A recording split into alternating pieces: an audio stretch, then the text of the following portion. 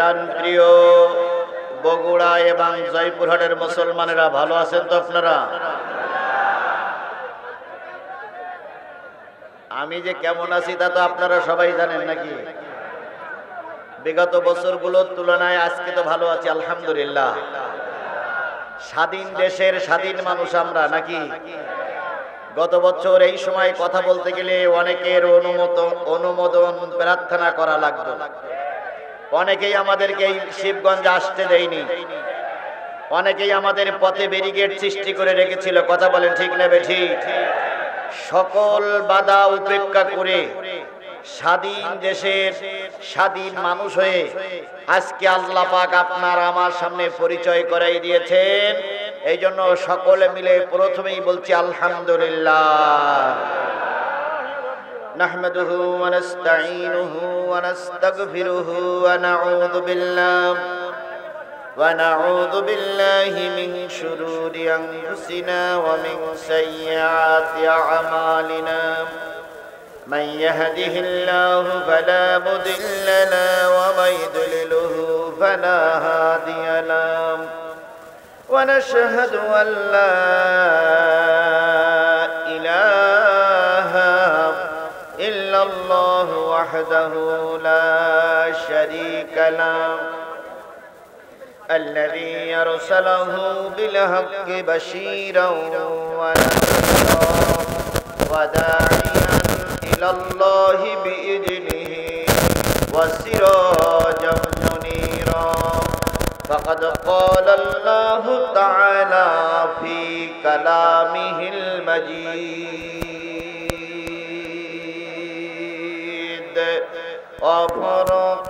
وفرقانه الحميد. أعوذ بالله من الشيطان الرجيم. بسم الله الرحمن الرحيم. يا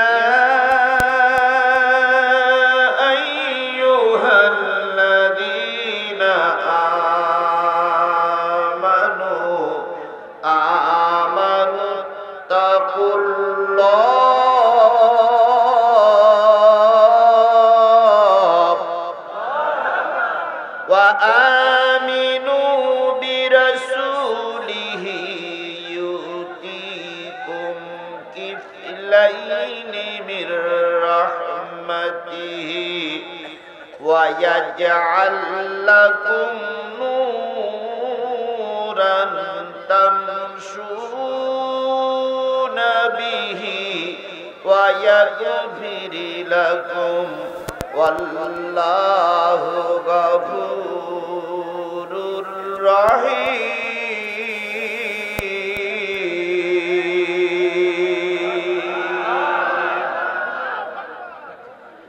لئلا يعلم أهل الكتاب ألا يقدرون على شيء من فضل الله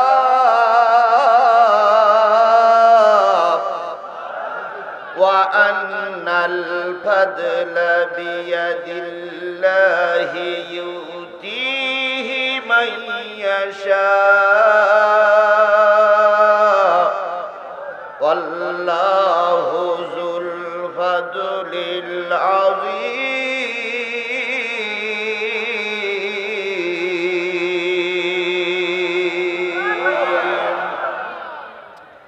صدق الله المولانا العظيم.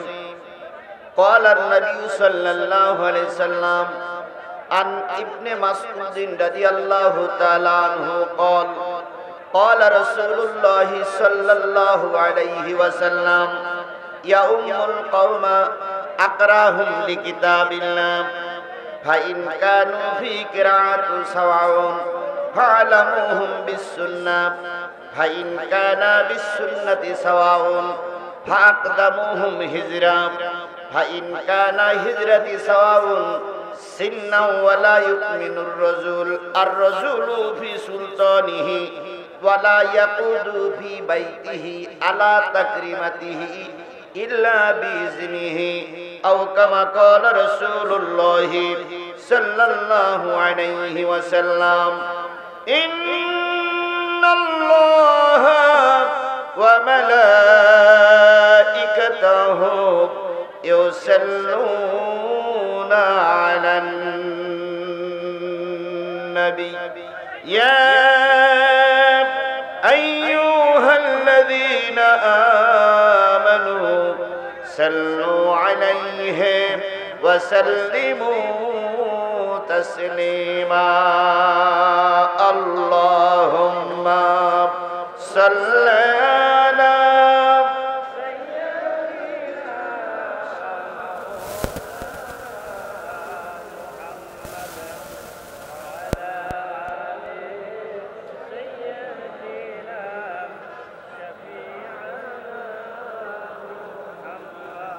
মোহাব্বতের সহিত জোরে সরে বলুন আল্লাহুম্মা। মাইকে আর তো জোর হয় না, মাইক না, মাইকে জোর হচ্ছে না। ওয়ালা আলি সাইয়্যিদিনা হাবিবিনা, জোর হবে না তোমার এটা একটু। কেউ বা তোমার পাগল বলে, কেউ বা বলে জাদুকর, আরশ থেকে আল্লাহ বলে তুমি আমার পয়গম্বর। আল্লাহুম্মা, জোরে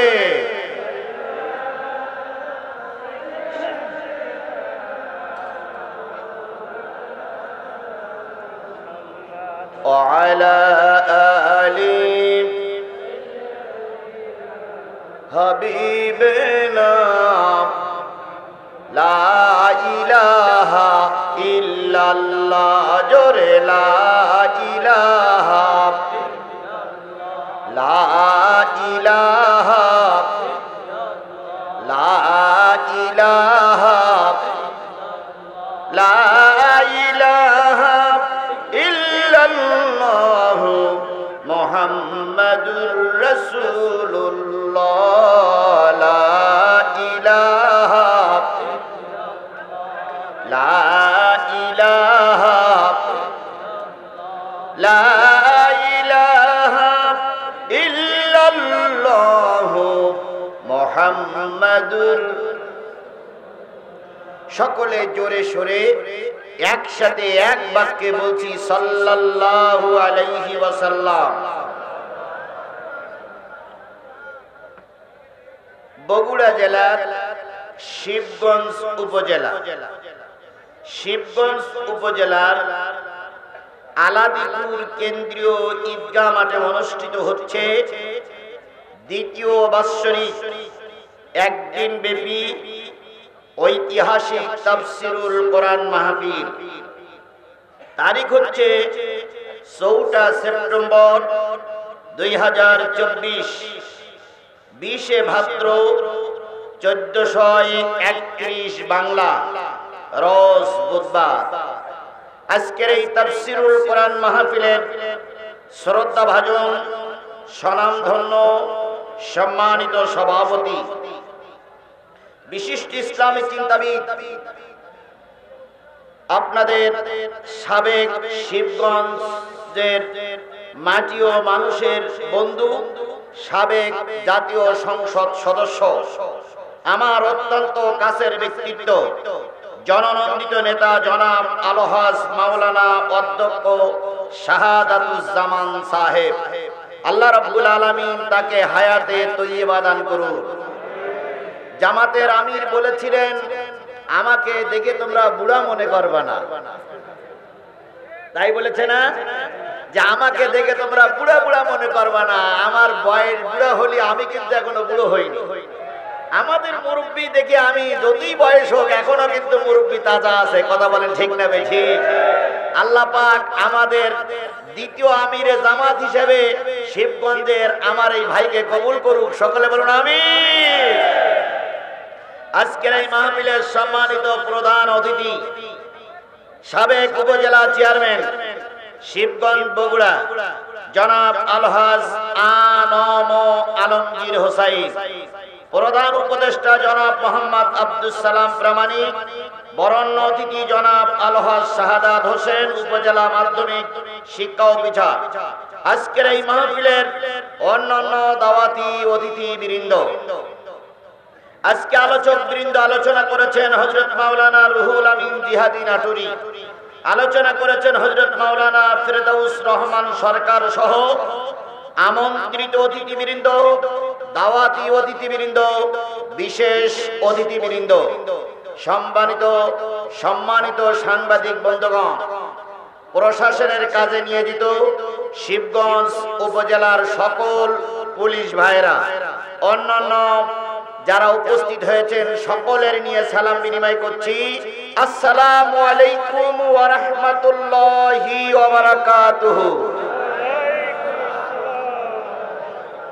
শুকরিয়া আদায় করছি সেই মালিকের, যে মালিক দীর্ঘ 15-16টা বছর পর স্বাধীনভাবে আমাদের দেশে কথা বলার মতন শক্তি সামর্থ্য দান করেছে। আজকে কয় সেপ্টেম্বর? 4টা সেপ্টেম্বরে যেভাবে স্বাধীনভাবে কথা বলার পরিবেশ এসেছে, গত বছর এই দিনে আমরা এইভাবে কথা বলার মতন পরিবেশ পাইনি। কথা বলেন ঠিক না বেঠিক? তারা প্রায় বলতো আমরা পালাই না, আমাদের নেত্রী পালায় না।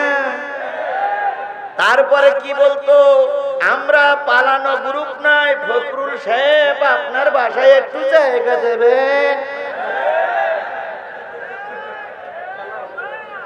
তারপরে কি বলতো যে আপনার এখানে না হয় কুড়িগ্রামের বাসায় জায়গা দিয়েন, আমরা পালানো জাত নয়। স্পষ্ট করে আমরা বলতে চাই, আমাদেরকে তাড়াতে চেয়েছিল, আমরা ছিলাম, আমরাই আছি, আমরাই থাকবো। কথা বলে ঠিক না বেঠিক? যারা আমাদেরকে তাড়াতে চেয়েছিল তারা আজকে টুপলা টুপলি বেঁধে নিয়ে পালিয়ে চলে গেছো। যে কয়জন আছো জনগণ তোমাদের হারিকেল দ্বারাই খুঁজতেছে। আজ হোক কাল হোক জনগণের আদালতে তোমাদের উপস্থিত হওয়া লাগবে। সেদিন জনগণ তোমাদের বিচার করবে। একটাও ইবলিসের বাচ্চা পালাই যেতে পারবে না, পারবে না, পারবে না।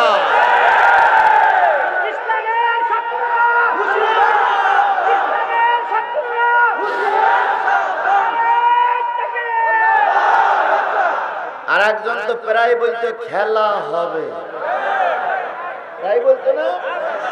খেলা হবে। একজন কবি, একজন এই যে এটার জন্য দেখা ডিস্টার্ব হচ্ছে, একজন কবি উপহাস করে লিখেছেন, কোথায় আওয়ামী লীগ, কোথায় কাদের কাকা, কোথায় গেল ওই জালিমের গরম গরম কথা। কোথায় আওয়ামী লীগ, কোথায় কাদের কাকা, কোথায় গেল ওই জালিমের গরম গরম কথা। খেলা হবে, খেলা হবে, খেলা হবে, খেলা হবে, খেলা হবে বলে কাকা গেল পালাইয়া, শেখ হাসিনা পালাইছে দেশটা ছাড়িয়া। জনগণ শান্তি পাইল ফিরিয়া। সুতরাং যে মালিক আমাদের এই স্বাধীনতার দুয়ার পর্যন্ত পৌঁছাই দিলেন, সেই মালিকের শুকরিয়া আসতে না জোরে সবাই মিলে বলছি আলহামদুলিল্লাহ। কে খুশি হয়েছে? জোরে বলেন, কে খুশি হয়েছে? বিজয় যখন আসবে তখন কি করতে হবে সে শিক্ষা কোরআনে আছে না নাই? আল্লাহ বললেন, ইজা জাআ নাসরুল্লাহি ওয়াল ফাতহ ওয়া রাআইতান নাসা ইয়াদখুলুনা ফি দীনিল্লাহি আফওয়াজা। যখন সাহায্য এবং বিজয় আসবে, তখন দেখবে দলে দলে মানুষ আপনাদের কাতারবদ্ধ হচ্ছে। কথা বলেন ঠিক না বেঠিক? বিগত 15টা বছর যাদের জবান বন্ধ ছিল তারা এখন গরম গরম কথা বলতে শুরু করেছে। যারা বিগত 15টা বছর ময়দানে ছিল না তাদের এখন গরম কথার জ্বালায় যারা আগে ছিল তারা কোনো স্থান পাচ্ছে না। এই জন্য আল্লাহ পাক বলতেছে তারা আসবে, তখন তোমরা কি করবে? ফাসাব্বি বিহামদি। কার তসবিহ পড়বে? কার তসবিহ পড়বে? এখন অহংকারের সময় না, এখন আল্লাহর শুকরিয়া আদায় করার সময়। কথা বলেন ঠিক না বেঠিক? বলুন তো, আল্লাহর শুকরিয়া আদায় করলে খুশি হয় কে? তাহলে আমাদের এই দিনটা যে আল্লাহ দিলেন সেই আল্লাহর শুকরিয়া আমরা করব কি করব না? আবারও বলছি আলহামদুলিল্লাহ। আল্লাহ বলতেছেন কুল লাউ কানাল বাহরু মিদাদান লিকালিমাতি রাব্বি লানাফিদাল বাহরু ক্বাবলা আন তানফাদা কালিমাতু রাব্বি ওয়ালাউ জিনা বিমিসলিহি মাদাদা। কার কথা? কোরআন তেলাওয়াতের পরে যদি কেউ আল্লাহু আকবার বলে আল্লাহ তার জান্নাতে যাওয়ার পথ পরিবেশ করে, জান্নাতে যাওয়ার পথ সুগম করে দেন। এই জন্য সবাই বলছে আলহামদুলিল্লাহ, সবাই বলছে আল্লাহু আকবার। কুল লাউ কানাল বাহর, হে নবী আপনি বলে দিন পৃথিবীতে যত সাগর আছে, পৃথিবীতে যত নদ নদী আছে, পৃথিবীতে যত খাল বিল আছে, পৃথিবীতে যত পুকুর পুষ্করিণী আছে, সব খাল বিল সাগর নদ নদীর পানিগুলো যদি কালি হয়ে যায়, পৃথিবীতে যত দাঁড়ানো গাছ আছে সব দাঁড়ানো গাছগুলো যদি কলম হয়ে যায়, পৃথিবীতে সমান্তরাল যত জমি আছে সব জমিগুলো যদি কাগজ হয়ে যায়, দাঁড়ানো গাছ নামক কলম দিয়ে, সাগরের পানি নামক কালি দিয়ে, আর সমান্তরাল জমির উপরে কাগজ নামক জমির উপরে তোমার রবের কথা লিখতে যদি শুরু করো, লিখতে লিখতে লিখতে লিখতে একদিন সব শেষ হয়ে যাবে। আর একটা সাগরের পানিও যদি নিয়ে আসো সেটাও শেষ হয়ে যাবে, তবু তোমার রবের কথা লিখে শেষ করা যাবে না। সেই রব আপনার রব, আমার রব। কথা বলেন ঠিক না বেঠিক? আমরা সেই রবের সাহায্য পেয়েছি, এই জন্য সেই রবের আবার শুকরিয়া আদায় করছি আলহামদুলিল্লাহ। সর্বকালের সর্বশ্রেষ্ঠ মহামানব, যার আদর্শে আদর্শিত হয়ে আমি নিজেকে উম্মত বলে দাবি করি, যার আদর্শ আমার মাথায়, যার আদর্শ আমার মুখে, যার আদর্শ আমার গায়ে, সেই নবীর নামে দুরূদ আর সালাম সবাই মিলে বলছি সাল্লাল্লাহু আলাইহি ওয়াসাল্লাম। বন্ধুগণ, অনেক কষ্ট করে আপনারা বসে আছেন কাদার উপরে। আপনাদের সঙ্গে আমি যদি বসতে পারতাম তাহলে আমি নিজেকে ধন্য মনে করতাম, কিন্তু আপনারা বসে আছেন কাদার উপরে, খুব কষ্ট লাগতেছে। এই কষ্ট করে এসেছি আমরা কি শোনার জন্য? সবাই মিলে বলুন, কি শোনার জন্য এসেছি? আমরা কোরআন শুনতে চাই, কোরআন জানতে চাই, কোরআন বুঝতে চাই, কোরআন নিয়ে নিজের জীবন গঠন করতে চাই। কথা বলুন ঠিক না বেঠিক? তাহলে কোরআন শুনবো আমরা। আপনারা সবাই কি কোরআন শুনতে রাজি আছেন? কোরআন এমন একটা জিনিস, যেখানেই থাকে সেখানেই মানুষ ছুটে যায়। এখানে আজিজুল ইসলাম জিহাদির কোনো আকর্ষণ নাই, এখানে কোনো বক্তার কোনো আকর্ষণ নাই। সব আকর্ষণ কিসের? সবাই মিলে বলুন, সব আকর্ষণ কিসের? আল্লাহর কসম, আল্লামা সাঈদী বলতেন, আল্লামা সাঈদীর কোনো আকর্ষণ নয়, সব আকর্ষণ আল্লাহর কোরআনের। আজকে জাতি বড় হতভাগ, সব কিছু আছে, আল্লামা সাঈদী নাই। আল্লামা সাঈদী যদি আজকে বেঁচে থাকতেন তিনি বিরাট খুশি হয়ে যেতেন। কি কথা বলেন? তিনি খুশি হতেন। তার জীবনের সবথেকে বড় সাধনা ছিল আল্লাহর কোরআন দিয়ে দেশ চলুক। তবে তিনি একটা কথা বলেছিলেন, তিনি কয়েকটা কথা বলেছিলেন। উত্তর গগনে কালো মেঘ জমেছে। কিভাবে যে আল্লাহর ওলি বলেছিলেন আল্লাহই ভালো জানেন। আমি বুঝতে পারি না, এখনো বুঝতে পারি না যে তিনি কিভাবে স্বপ্নদ্রষ্টা হয়েছিলেন, কিভাবে বলেছিলেন উত্তর গগনে কালো মেঘ জমেছে, ঝড়ের পূর্বাভাস লক্ষ্য করছি। যদি শক্ত হাতে মোকাবেলা করতে না পারো, এমন অমাবস্যার গাঢ় কালো আধার নামবে যার সবে সাদেক অসম্ভব। কথাটা কি হাড়ে হাড়ে সত্য পরিণত হয়েছিল? আমরা হাজারো চেষ্টা করে এই জালেমদের মোকাবেলা করতে পারিনি। কথা বলেন, বুঝবে যেটা মনে হয় দলীয় কোন প্ল্যাটফর্মে হচ্ছে, আমাকে সামনে যেতে দেওয়া হলো না। ওই দিন আমরা বুঝেছিলাম আজকের ভিতরে এই পেতনির বাচ্চা পেতনির টোপলা টুপলি গোছাতে বাধ্য হবে। গেল তাই, কিন্তু উনি বলেছিলেন অবশ্যই কালো রাত আসবে। আমরা 15টা বছর সেই রাত পার করেছি। কথা বলেন ঠিক না বেঠিক? 15 বছরের ভিতরে এমন লোক আছে যারা রাতে একদিন পর্যন্ত ঘরে ঘুমাতে পারেনি। অনেকের বাড়ি ঘরদোর ভেঙে তছনছ করা হয়েছে। আমি গুনাহগার, আপনি আমার এলাকায় গিয়ে খোঁজ নিয়ে দেখবেন, আমাকে 5 দিন রিমান্ডে রাখা হয়েছিল। কি অপরাধ করেছিলাম আমরা? 5 দিনের ভিতরে আমার এই চোখ শুধুমাত্র উজু করার সময় ছাড়া খোলা হয়নি। যদি 2 হাত খুলে দিতে 1 হাত খুলে দিয়ে চেয়ারের সঙ্গে বেঞ্চের সঙ্গে বেঁধে রাখতো। 5টা দিনের পরে তারা টাকার লেনদেন শুরু করলো। পরিবারের সঙ্গে টাকার লেনদেন করে প্রায় 10 লক্ষর মতন টাকা আমাকে দিতে হলো। তারপর আমাকে তাদের কাছ থেকে জীবন ভিক্ষা নিতে হলো। আমার বাড়ি ঘরদোর গুলো ভেঙে দিল। আমার ছোট্ট বাচ্চাটা যখন এসে পুলিশের পা জড়াই ধরলো যে স্যার, আমার আব্বু সারাদিন রোজা, এখন ইফতারিটা করতে দেন, এই পুলিশ নামক হায়নারা সেদিন লাথি মেরে আমার ছোট্ট বাচ্চাটারে দূরে ফেলাই দিয়েছিল। আমার মা এসে বলল, বাবা আমার ছেলেটারে নিয়ে যেও না। আমার মার গলা ধাক্কা দিয়ে মাটির উপর আঘাত করে আমার মায়ের কপাল কেটে গিয়েছিল। আমার মা সেদিন কপালের ওই রক্ত ছুঁয়ে বলেছিল, আল্লাহ আমার সন্তানকে তোমার রাস্তায় কুরবানি করলাম, এর বিনিময়ে যদি এ দেশ কোরআনের দেশ হয় আমার কোনো দুঃখ নাই। জাতির কাছে জানতে চাই, আজকে অনেকে বক্তব্য দিচ্ছে, জাতির কাছে জানতে চাই এই মানুষগুলো আমরা কি অন্যায় করেছিলাম? আমাদের রক্ত ঝরাইছিলেন আপনারা, আর আজকে আপনারা মিষ্টি মিষ্টি কথা বলছেন। অবশ্যই জাতি আপনাদের চিনে রেখেছে, চিনে রাখবে। কোন অপরাধ করিনি তবু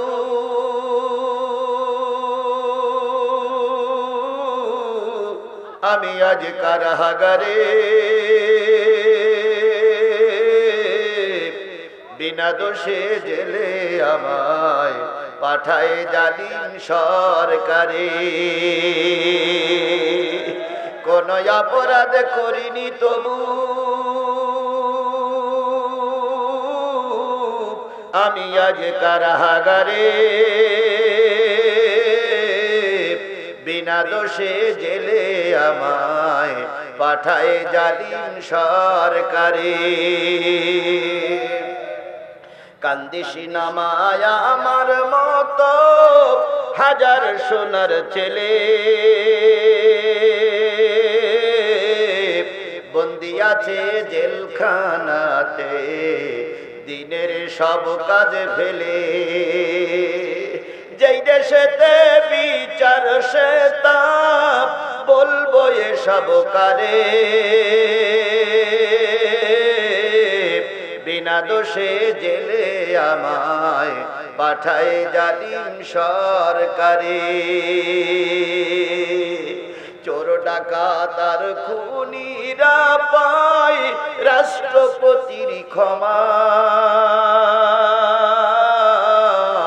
সৎ মানুষের জন্য শুধু দুঃখ কষ্ট জমা। সত্য কথা বললে মাগো গুলি করে মারে, বিনা দোষে জেলে আমায় পাঠায় জালিম সরকারে।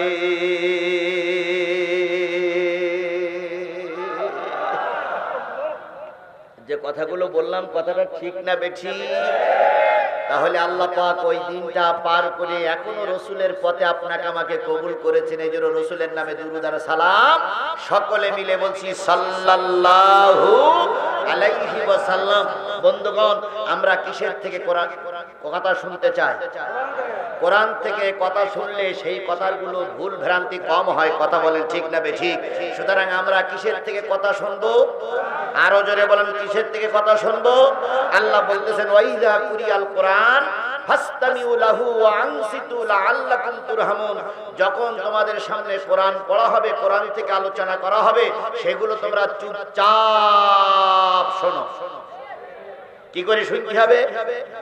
চুপচাপ বসে বসে শুনতে হবে। আমি আজকে বসার জন্য খুব বেশি অনুরোধ করব না, কারণ কাদা। এখানে আমি যখন আসলাম কাদার পথে হেঁটে এসেছি, এই লক্ষাধিক জনতা কোথায় বসবে, এই জন্য বসার জন্য অনুরোধ করব না। শুধু এতটুকু বলি, যে যা আছি দাঁড়াই দাঁড়াই শুনি ইনশাআল্লাহ লাআল্লাকুম তুরহামুন। যদি আল্লাহর কোরআন তোমরা শোনো, আল্লাহ পাক তোমাদের রহমত দিয়ে ভরে দেবে। আমাদের রহমতের দরকার আছে না নাই? আরো জোরে বলেন, রহমতের দরকার আছে না নাই? বন্ধুগণ, দেশ বিজয় হয়ে গেছে বলে মনে করো না আমরা অনেক কিছু হয়ে গেছি। আল্লাহর রহমত না হলে টিকতে পারবে না। অনেক যুদ্ধে সাহাবীরা বেশি ছিল, তারপরে কাজ হয় নাই। আবার অনেক যুদ্ধ অল্প সংখ্যক সাহাবী ছিল, আল্লাহ পাক বিজয় দান করেছে। এই জন্য ক্ষমতার বলে বিজয় হয় না, লোকবল দিয়ে বিজয় হয় না, বিদেশি সাহায্য নিয়ে বিজয় হয় না। বিজয় নিতে গেলে আল্লাহর মদদ লাগে। এই জন্য সাহায্য চাইব কার কাছে? আরো জোরে বলেন, সাহায্য চাই কার আছে? তাহলে আমাদের রহমতের দরকার আছে না নাই? সুতরাং যাদের রহমতের দরকার তারা যে যেখানে আছেন, মোনাজাত শেষ না হওয়া পর্যন্ত যাওয়া যাবে না।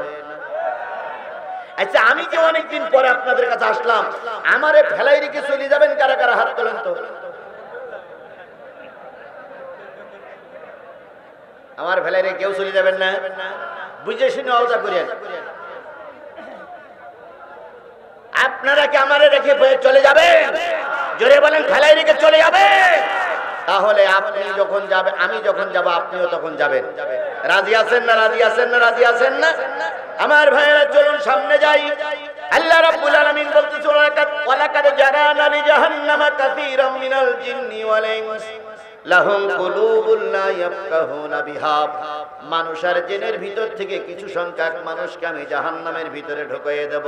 যারা জাহান্নামের ভিতরে ঢুকবে তাদের এক নম্বর দোষ হচ্ছে লাহুম কুলুবুন লা ইয়াফকাহুনা বিহা, তাদের অন্তর আছে কিন্তু অন্তরে জায়গা নাই। কিসের জায়গা নাই? আরো জোরে বলেন, কিসের জায়গা নাই? তাহলে কোরআনের মাহফিল যার ভালো লাগে না, লাগতেছে না, বুঝতে হবে তোমার অন্তরটা জাহান্নামের অন্তর হয়ে গেছে। এই জন্য সবাই কোরআন ভালো লাগে, তোমার ভালো লাগে না। সুতরাং আজকের এই কোরআনের মাহফিলে যদি ভালো না লাগে, তাহলে বুঝতে হবে জাহান্নামের অন্তর তৈরি হয়ে গেছে। লাহুম কুলুবুন লা ইয়াফকাহুনা বিহা ওয়া লাহুম আয়ুনুন লা ইউবসিরুনা বিহা। তাদের চোখ আছে কিন্তু চোখ দিয়ে তারা দেখে না, দেখবে না। কি দেখে না? কি দেখবে না? কোরআন দেখে না, কোরআন দেখবে না। কোরআন ওয়ালাদেরও দেখে না। কোরআন ওয়ালা দেখলে ওদের সহ্য হয় না। এমন লোক আমার সমাজে আছে না নাই? আরো জোরে বলেন, আছে না নাই? অতীতের যারা সরকার ছিল তারা সব কিছু মেনে নিতে পারত, কিন্তু কোরআন মেনে নিতে পারত না। শিবগঞ্জ আমার একটা মাহফিল ছিল, এখান থেকে কয়েক বছর আগে। কিছু লোক শিবগঞ্জের মাটিতে আমার বিরুদ্ধে মিছিল করেছিল, জিহাদি রাস্তে দেওয়া হবে না। সে যাই হোক, যে দলের লোক হোক, তারা মিছিল করেছিল না? আচ্ছা বলেন তো ভাই, তারা আপনারা বেশি আছেন এখনো? তো বেশি আছেন, তা আমি তো আসছি। তারা পালাকে আমরা চাই না। আমিরে জামাত সাধারণ ঘোষণা করেছে, এর মানে এই না যে আপনারা মাপ পেয়ে গেলেন। এর মানে এই না আপনারা মাপ পেয়ে গেলেন। যদি এদের সবাইকে মাফ করা হয়, তাহলে আল্লাহ এবং রসুলের সঙ্গে হয়তো কোনো না কোনো অবস্থায় গাদ্দারি করা হবে। আল্লাহ রসুল মক্কা বিজয়ের পরে সাধারণ ক্ষমা করেছিলেন, কিন্তু কিছু লোককে মাফ করেন নাই। কিছু লোককে মাফ করেন নাই। সুতরাং আজকের এই সমাবেশ থেকে স্পষ্ট ঘোষণা করতে চাই, সবাই মাফ পাবেন না। সবাই মাফ করলে সমাজ চলবে না। কথা বলেন ঠিক না বেটি? সুতরাং কিছু লোককে বিচারের আওতায় আনা হবে। যারা আমাদের মাহফিলগুলো বন্ধ করেছিলেন, যারা আমাদের নেতাদের ঘরে থাকতে দেন নাই, যারা মিথ্যা মামলা দিয়ে আমাদেরকে গৃহশূন্য করেছেন, যারা আমার সন্তানকে হত্যা করে আমার কাঁধে আমার সন্তানের লাশ বলেছিলেন তারা বগলে তারা গোপে তেল মাখাবে আর আমরা আঙুল চুলবো। ও শনিবার অনেক আগেই পাল্টে গেছে। যদি ফিরে আসে আলহামদুলিল্লাহ, নতুবা জনগণ ওপেনলি খোলা ময়দানে তোমাদের বিচার করবে। ইসলাম প্রতিশোধে বিশ্বাস করে না। ইসলাম বিরোধীদের ক্ষমা করার, ইসলাম বিরোধীদের তওবা করার সুযোগ দেয়। আমরা সেই সুযোগটা দিয়েছি বলে এই কথা মনে করিও না যে তোমরা অনেক কিছু হয়ে গেলেন। না, এর মানে এই নয় সবাইকে ঢালুভাবে মাফ করার কোনো সুযোগ নাই। যে যা করেছো জনতার আদালতে, কোর্ট কাছারির মাধ্যমে তাদের বিচার হবে। আচ্ছা বলুন তো, সবাইকে মাফ করে দিলাম, তাহলে হেফাজতের ময়দানে যারা গুলি করে মারলো তারা কোথায় যাবে? এরপরে এই বিগত 5ই আগস্টের আগে যারা গুলি করে সাধারণ জনতা, ছাত্ররা প্রায় 1000 মানুষকে মেরে দিলেন, তাদেরকে যদি মাফ করি তাহলে ওই লোকগুলো, তাদের যারা মারা গেছে তারা নিশ্চয়ই তার পরিবার এবং তারা কষ্ট পাবে। কথা বলেন ঠিক না ঠিক? সুতরাং মাপ পাবে তারাই যারা সমাজে কোনো অন্যায় কাজ করেনি, সাধারণ কর্মী ছিল, তারাই মাপ পাবে। ওই পুলিশের সাবেক আইজি, ওই 3 ইঞ্চি হারুন,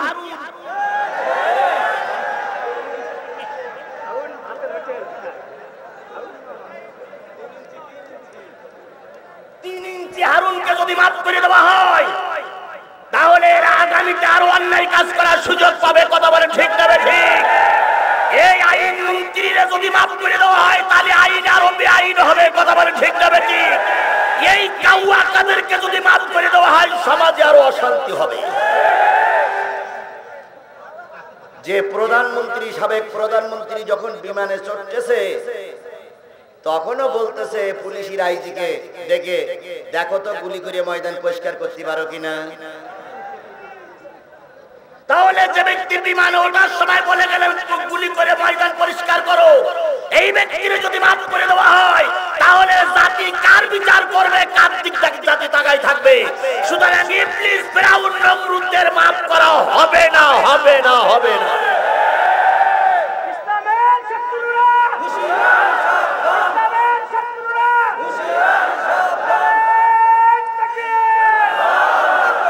আমার বন্ধুগণ, তাই আমি বলতে চাইছিলাম, যাদের দিলে কোরআন নাই তারা যাবে কোথায়?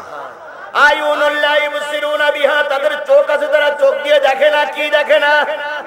শুধু কোরআন দেখে না, কোরআন ওয়ালাদেরও দেখে না। আযানুল্লাহি ইয়াসমাউনা বিহা, তাদের কান আছে কিন্তু তারা কি করে না? শোনে না। কি শোনে না? এখানে যে কজন লোক, যত হাজার লোক উপস্থিত আছেন, কার কান নেই একটু হাত তোলেন। এই যে কজন লোক উঠতেছে একা কান নেই, এর কা চোখও নেই, এদের দেলও নেই। তাহলে আল্লাহ রাব্বুল আলামিন বললেন, যাদের দিলে কোরআন ভালো লাগে না তারা যাবে কোথায়? যাদের কানে কোরআন ভালো লাগে না তারা যাবে কোথায়? যাদের চোখে কোরআন ভালো লাগে না তারা যাবে কোথায়? উলাইকা কালানাম, তারা হলো চতুষ্পদ জন্তুর মতো। সুতরাং আমাদের দিল আছে, কান আছে, চোখ আছে, বিবেক আছে, আইডিয়া আছে, তাহলে আমরা কোরআন থেকে দূরে সরে যদি যান তাহলে আপনি 4 পেয়ে জন্তুর মতন হয়ে গেলেন। তাহলে এবার আমার মূল আলোচনা যাচ্ছে। আমি সূরা হাদীদ থেকে 2টা আয়াত তেলাওয়াত করেছি, ওর উপরে ভিত্তি করে কথা হবে।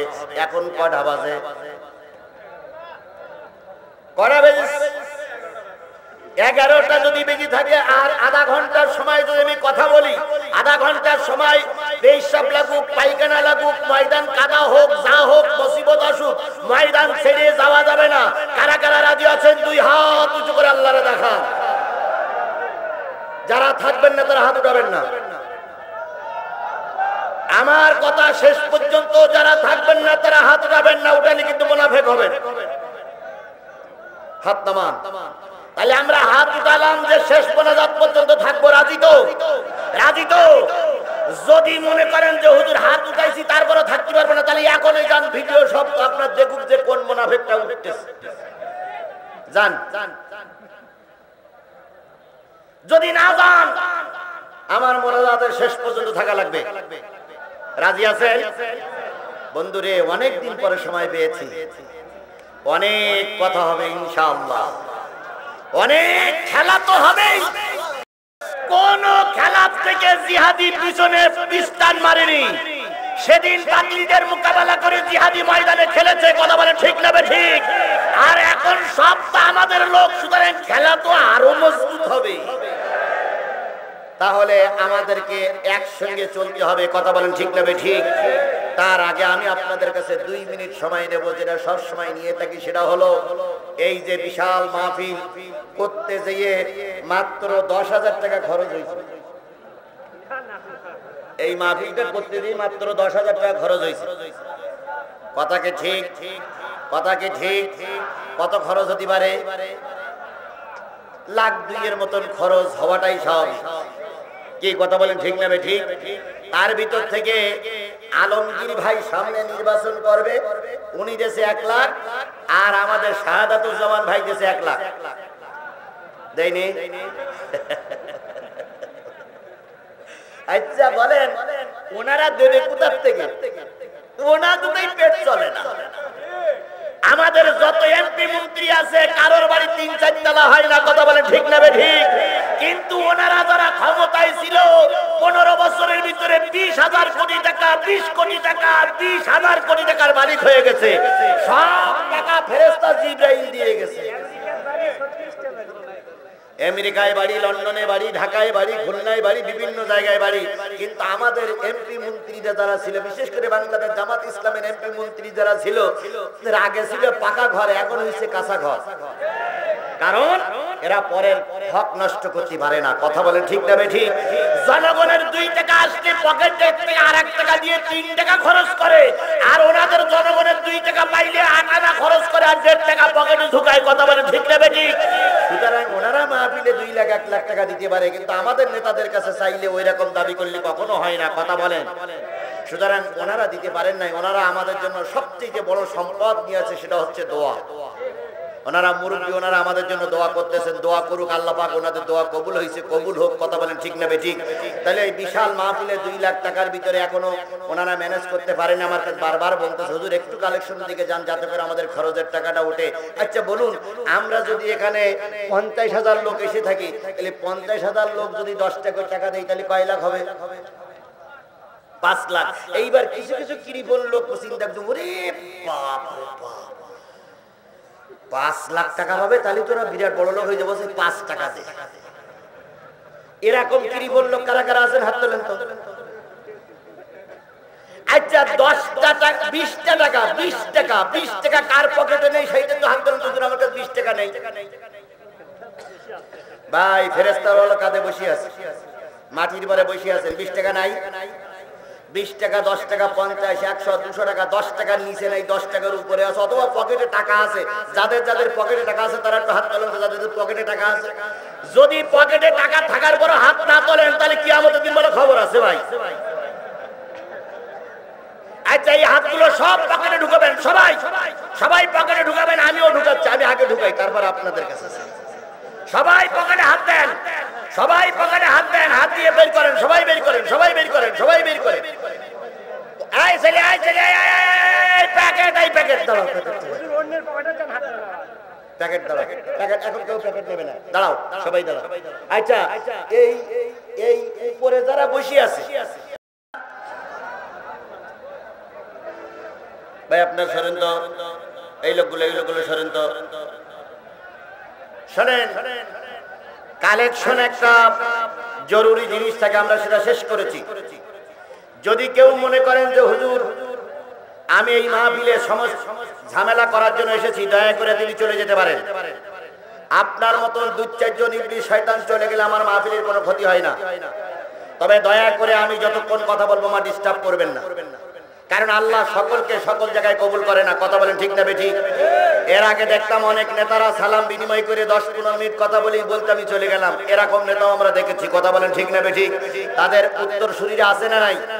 দয়া করে আপনারা আমাদের ডিস্টার্ব করবেন, আপনারা চলে যেতে পারেন, আপনারা চলে যেতে পারেন, আপনারা চলে যেতে পারেন, আমার কথায় ডিস্টার্ব করেন না, আমার কথা বলতে দেন। কালেকশনের একটা ফ্যাক্টর ছিল, সেটা আমরা তুলে দিয়েছি। এখন যদি কমিটির কোনো লোক মনে করে যে আমি থাকবো না, তাও চলে যেতে পারে, কিন্তু আমাদের কথার ভিতরে কোনো বিঘ্ন সৃষ্টি করেন না। অনেক গুরুত্বপূর্ণ কথা আজকে আমাকে বলতেই হবে। কারণ আমরা এখন যে বিপদে আছি, আগের চাইতে বিপদ আমাদের কমে যায়নি। কথা বলেন ঠিক না ঠিক? আগে মোকাবেলা করেছি কাফের, আর এখন মোকাবেলা করতে হবে মুনাফিকের। কাফেরের চাইতে মুনাফিক বেশি ক্ষতিকর। কথা বলেন ঠিক না ঠিক? সুতরাং মুনাফিক কারা, কি কিভাবে করতে হবে সেগুলো আমাদের দিক নির্দেশনা দিতে হবে। এই জন্য সকলে দয়া করে চুপচাপ বসুন। কত নম্বর পারা? মুসলমান কথা বলেন, কত নম্বর পারা? কত নম্বর সূরা? সূরাটার নাম সূরা হাদীদ। কি সূরা? হাদীদ। 29টা আয়াত, 4টি রুকু। মদিনায় অবতীর্ণ সূরা সমূহের ভিতরে একটা অন্যতম সূরা, নাম হলো হাদীদ। হাদীদ শব্দের অর্থ হচ্ছে লোহা। হাদীদ শব্দের অর্থ কি? লোহা। লোহা এই সমাজের প্রয়োজন আছে না নাই? লোহা দারুণ প্রয়োজন, ইস্পাত দারুণ প্রয়োজন। আল্লাহ পাক 1450 বছর আগে বলে দিলেন লোহা একটা ধাতু, সেটা মানুষের কল্যাণের জন্য আসবে। এই জন্য লোহার নামে একটা সূরা নাজিল করলেন। এই সূরার শুরুতে হলো সাব্বাহা লিল্লাহি মা ফিস সামাওয়াতি ওয়া মা ফিল আরদ। 5টা সূরার প্রথমে সাব্বা ইউসাব্বিহু দিয়ে আল্লাহ পাক তার প্রশংসা করার কথা বুঝিয়েছেন। আমলের দিক দিয়ে জানা যায় আল্লাহ নবী প্রতি রাত্রিতে এই 5টা সূরা না পড়ে ঘুম করতেন না। সাব্বাহা লিল্লাহি মা ফিস সামাওয়াতি ওয়াল আরদ। আরেক জায়গাতে সাব্বাহা লিল্লাহি মা ফিস সামাওয়াতি ওয়া মা ফিল আরদ, ইউসাব্বিহু লিল্লাহি মা ফিস সামাওয়াতি ওয়াল আরদ। এরকম ইউসাব্বিহু, সাব্বাহা 5টা জায়গা আছে। এটা হলো আমলের ব্যাপার। এই সূরা হাদীদের 29টা আয়াতের ভিতরে আমি আপনাদের সামনে 29টা আয়াতের ভিতর থেকে আমি আপনাদের সামনে আয়াত পড়েছি 2টা। কয়টা? একটা হলো 28, আরেকটা হলো 29। 2টা আয়াত পড়েছি। প্রথম আয়াতে চলে যাচ্ছি, ভালো করে খেয়াল করেন। আল্লাহ বলতেছেন, ইয়া আইয়ুহাল্লাযীনা আমানুত্তাকুল্লাহ ওয়া আমিনু বিরাসূলিহি ইউতিকুম কিফলাইনি মির রাহমাতিহি। আল্লাহ রাব্বুল আলামিন বলেন, হে ঈমানদারেরা শোনো। কাকে ভয় করবা? আরো জোরে বলেন, কাকে ভয় করবা? সরকারকে ভয় করার দরকার নেই, ভারতের ভয় করার দরকার নেই, আমেরিকার ভয় করার দরকার নেই। আল্লাহরে ভয় করো, আল্লাহ বিজয় দান করবে। ওয়ালা তাহিনু ওয়ালা তাহজানু ওয়া আনতুমুল আলাউনা ইন কুনতুম মুমিনিন। তোমাদের কোনো ভয় নাই, তোমাদের কোনো চিন্তা নাই।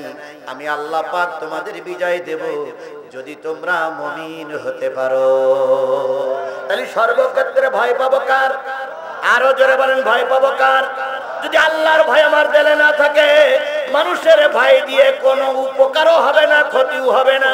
এই জন্য সর্বক্ষেত্রে ভয় পাবেন কার? আমরা কি আল্লাহরে ভয় পাই? পাই। যদি আল্লাহরে ভয় পেতাম তাহলে একজন লোক 170টা ভোট দিতে পারতাম না। আমরা যদি আল্লাহরে ভয় পেতাম তাহলে সুদ ঘুষ খাইতে পারতাম না। আমরা যদি আল্লাহরে ভয় পাইতাম একজনের নামে মিথ্যা মামলা দিয়ে তার ঘরে ছাড়া করতে পারতাম না। কি কায়দায় শোনা যেত আমাদের নেত্রী 5 ওয়াক্ত নামাজ পড়ে, প্রতিদিন সকালবেলা কোরআন তেলাওয়াত করে উনি কাজ শুরু করে। আমাদের নেত্রী তাহাজ্জুদের নামাজ পড়ে। সকালবেলা উঠে কি খোঁজে? যায় নামাজ খোঁজে। ছাত্র এবং জনতার আন্দোলনে যখন তার গণভবন দখল করা হইল, আল্লাহর কি খেলা, যায় নামাজ খুঁজে পাওয়া গেল। জনগণ চিন্তা করি সে যায় নামাজ গেল কই, হই হই রই রই যায় নামাজ গেল কই। এখন কেউ কেউ বলতেছে প্রধানমন্ত্রী, সাবেক প্রধানমন্ত্রী এমন আল্লাহওয়ালা, যাবার সময় যায় নামাজটাও বগল ডাকাই করে নিয়েই চলে গেছে। এই জন্য সব খুঁজে পাওয়া গেছে, রাজহাঁস খুঁজে পাওয়া গেছে, মুরগি খুঁজে পাওয়া গেছে, গণকবর খুঁজে পাওয়া গেছে, বিরিয়ানি রান্না পাওয়া গেছে, কিন্তু যায় নামাজ। কোরআন শরীফও পাওয়া যায় নাই। তবে তবে একটা জিনিস পাওয়া গেছে, দুটো জিনিস পাওয়া গেছে। তার ভিতরে একটা হলো মদের বোতল, আর একটা জিনিস পাওয়া গেছে, ওটার নাম আমি বলতে পারবো না।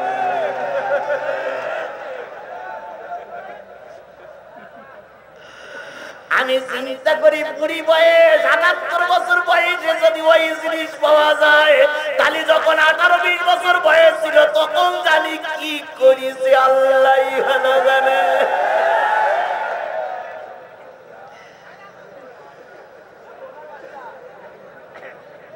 আর এই কথাগুলো বললে জিহাদির দোষের কুল নাই। যতই যাই কিছু করো, কথা আমরা বলবই বলবই বলবো। আমার ভাইরা, তাহলে সকল ক্ষেত্রে ভয় পাবো কার? আরো জোরে বলেন, ভয় পাবো কার? আল্লাহর ভয় যদি আমাদের ভিতরে থাকতো তাহলে মরা মানুষ ভোট দিতে পারত না। জীবিত মানুষ ভোট দিতে পারেনি, কবরের থেকে মরা মানুষ ভোট দিয়ে চলে গেছে। আর নির্বাচন কমিশন, আজকে শুনলাম নির্বাচন কমিশন ভেঙে দেওয়া হয়েছে, সেটা ভেঙে দেওয়া হয়েছে। এনারা প্রায় এসে বলতো এবারের মতো সুষ্ঠু নির্বাচন আর কোন নির্বাচন হয়নি, এবারের নির্বাচন হয়েছে স্মরণকালের স্মরণীয় নির্বাচন। এদের কথা শুনে কুকুরও ফ্যাক করে হেসে উঠে। কুকুর বলছে কি হইল, কেউ ভোট দিতে যায়নি, সুষ্ঠু নির্বাচন কি হইল, কি করে হইল? তাই সাংবাদিকরা লিখেছিল সুষ্ঠু হয়েছে নির্বাচন, ভোট দিয়েছে প্রশাসন। সুষ্ঠু হয়েছে নির্বাচন, ভোট দিয়েছে প্রশাসন, তাকিয়ে তাকিয়ে দেখেছে জনগণ। কি কথা ঠিক না বেঠিক? এরাই এখন মায়া কান্না কাঁদতেছে ভারতে বসে। আমি ভারত সরকারকে এই লক্ষাধিক মানুষের মাঝে হুঁশিয়ার করে দিতে চাই, আপনি যদি আওয়ামী লীগের সঙ্গে সম্পর্ক রাখেন তাহলে জনগণ আপনাকে স্যালুট দেবে না, বরং জনগণ আপনাকে থুতু দেবে।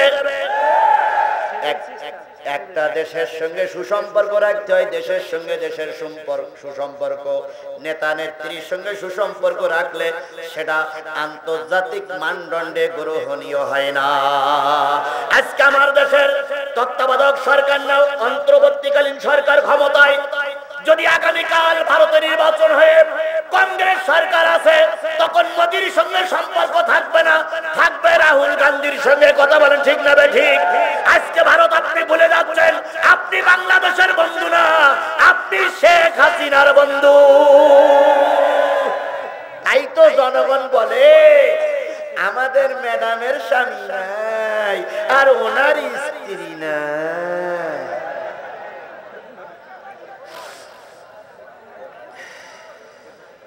চলবে চলবে চলবে, বাস। হ্যাঁ ঠিক আছে, ঠিক আছে। দেখেন মুরব্বীর অ্যাকশনটা দেখেন।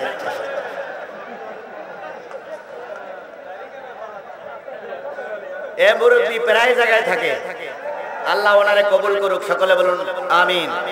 আমি বলতেছিলাম তাকে, তাহলে কার ভয় পাবেন?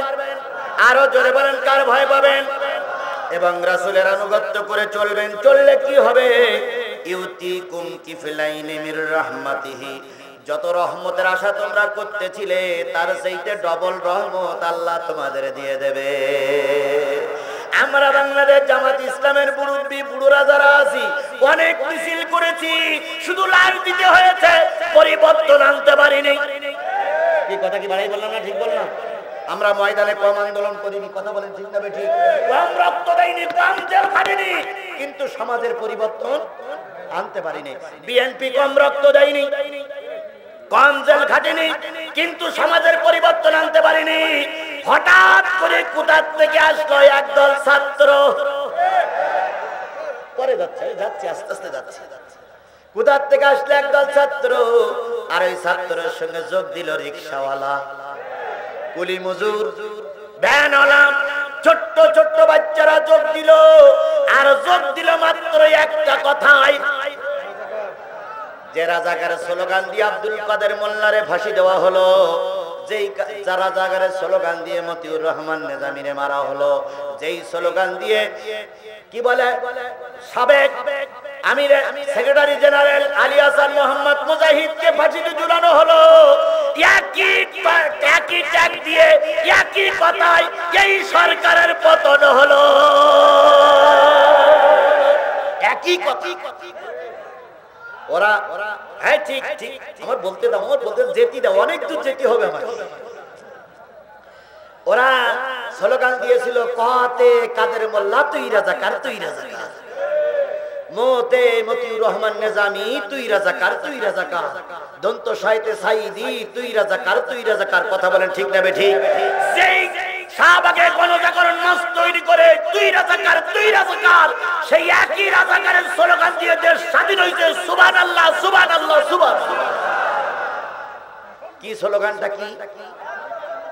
যখন না না না বলতে দেন, যখন কি বলে কোটা সংস্কারের পক্ষের আন্দোলন করলো, তখন আমাদের সাবেক ডাইনি বুড়ি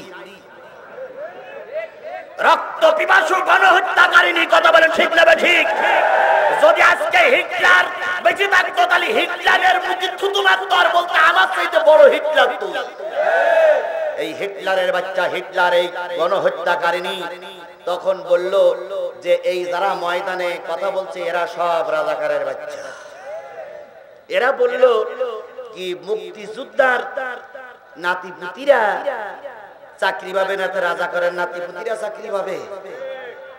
আর এই কোটায় কিন্তু চাকরি পেয়েছিল ওই 3 ইঞ্চি হারু,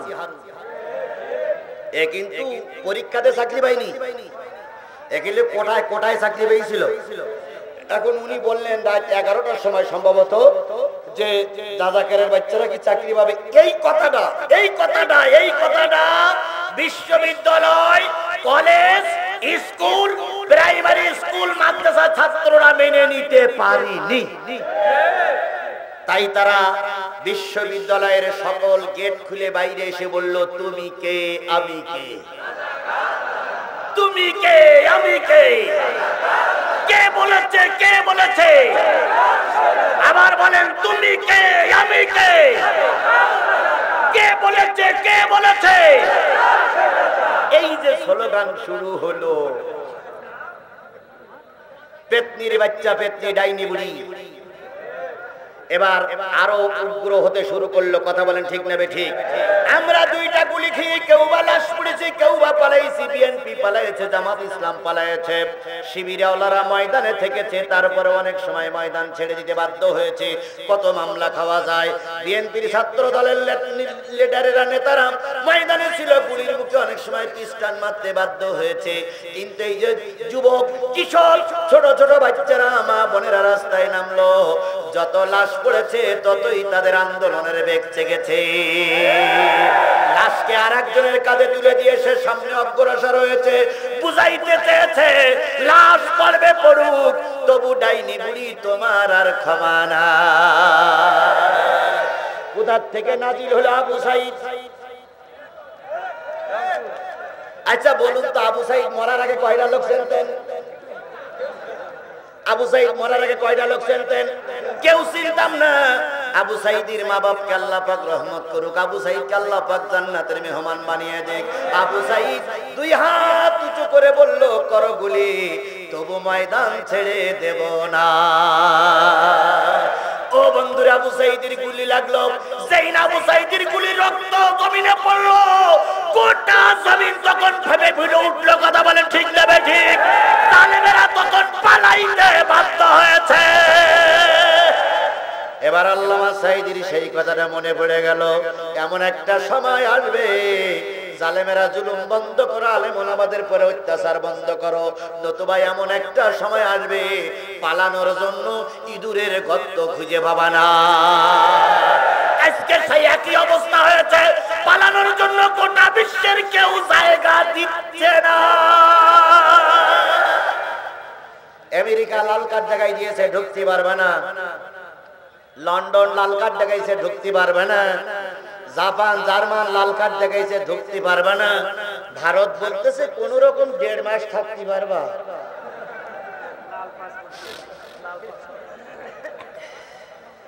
কোথায় গেল সেই অহংকার? আমরা পালাই না, কোথায় গেল সেই অহংকার? আমরা আমাদের নিজেদের নেতার রক্ত মাখা লাশ কবরে রেখেছি। আল্লামা সাঈদীর জানাজায় আমি সবার আগে থেকে জানাজা পড়েছি, কান্নায় দুই চোখের পানিতে বুক ভাসিয়েছি, তবু আমরা ময়দান ছেড়ে দেইনি। আর তোমরা এত ক্ষমতার বাহাদুরিটা পালাই দিলে কেন ম্যাডাম? আমি অনেক অজে বলেছি এমন সময় আসবে পায়জামার গিরে দড়ি দেবার সময় পাবা না। আমার সে ওয়াজটা মনে হয় রেকর্ড এখন আপনাদের কাছে বাজে। সে সময়টা আসেনি, কি কায়দায় বললো আমার 2 ঘন্টা সময় দেন। সেনাবাহিনীর প্রধান বললেন, সেনাবাহিনীর প্রধান কিন্তু ওনার আত্মীয় বলো, উনি বললেন ম্যাডাম ওরা এসেছে শাহবাগ পর্যন্ত, সেখান থেকে যদি পায়ে হেঁটে আসে 40-45 মিনিট, এর বেশি সময় আপনি পাবেন না, দয়া করে আপনি বেডিং পত্র গোছান। উনি তখন বললেন যাওয়ার আগে অন্তত একটু কথা রেকর্ড করে যাই। সেনাবাহিনীর প্রধান বললেন তাও হবে না। উনি বললেন তাহলে আমি কাপড় চোপড় গুলো নেই, কয় আপনার যে রং ঢং, এখানে কাজল, ওখানে তিল, এখানে টুপ, ওখানে টিপ, এই করতে করতে 40 মিনিট চলে যাবে। তারা করে দেই ধরি বলবে আপনার ওটে ওটে ওটে।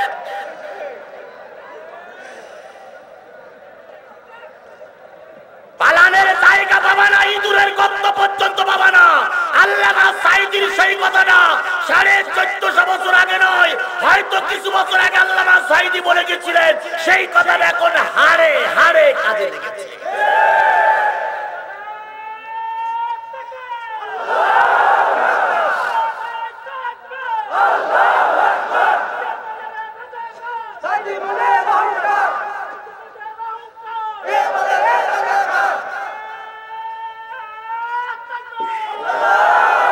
আমার ভাইরা, আল্লাহর রহমত আমরা যা চেয়েছিলাম তার চেয়ে বেশি পাইছি। কথা বলেন ঠিক না বে ঠিক? আমরা চেয়েছিলাম শেখ হাসিনা সুষ্ঠু একটা নির্বাচন দেখ, তাই চাইছিলাম না কেয়ারটেকারের সরকারের মাধ্যমে সে থাক, কিন্তু কেয়ারটেকার সরকারের মাধ্যমে সেটা কি দেখ, সুষ্ঠু নির্বাচন দেখ এবং সব দল অংশগ্রহণ করে, এইটা চাইছিলাম না? কিন্তু পালাই যাবে। কিন্তু আল্লাহ দেখেন রহমত করতে করতে কতদূর রহমত করে দিলেন। আল্লাহ বললেন তোমরা চাইছিলে সুষ্ঠু নির্বাচন, আর আমি চেয়েছি এর দল এরা এদেশে আর রাজনীতি করতে পারবে না।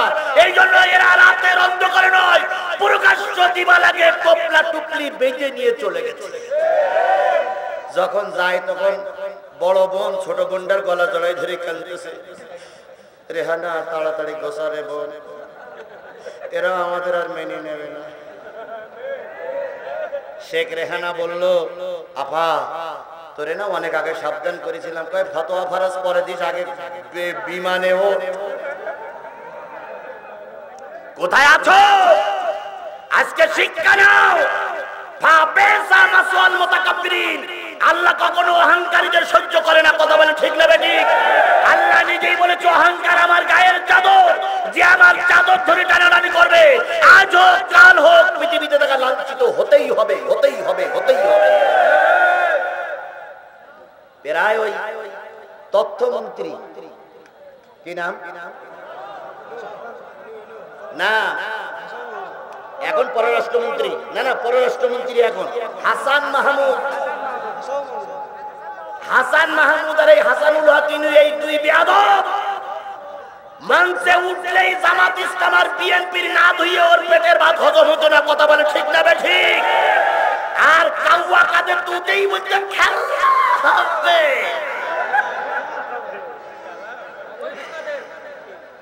আজকে আমরা তোমাদেরকে বলতে চাই, কদ জাআকুম মিনাল্লাহি নূরুন ওয়া কিতাবুম মুবিন।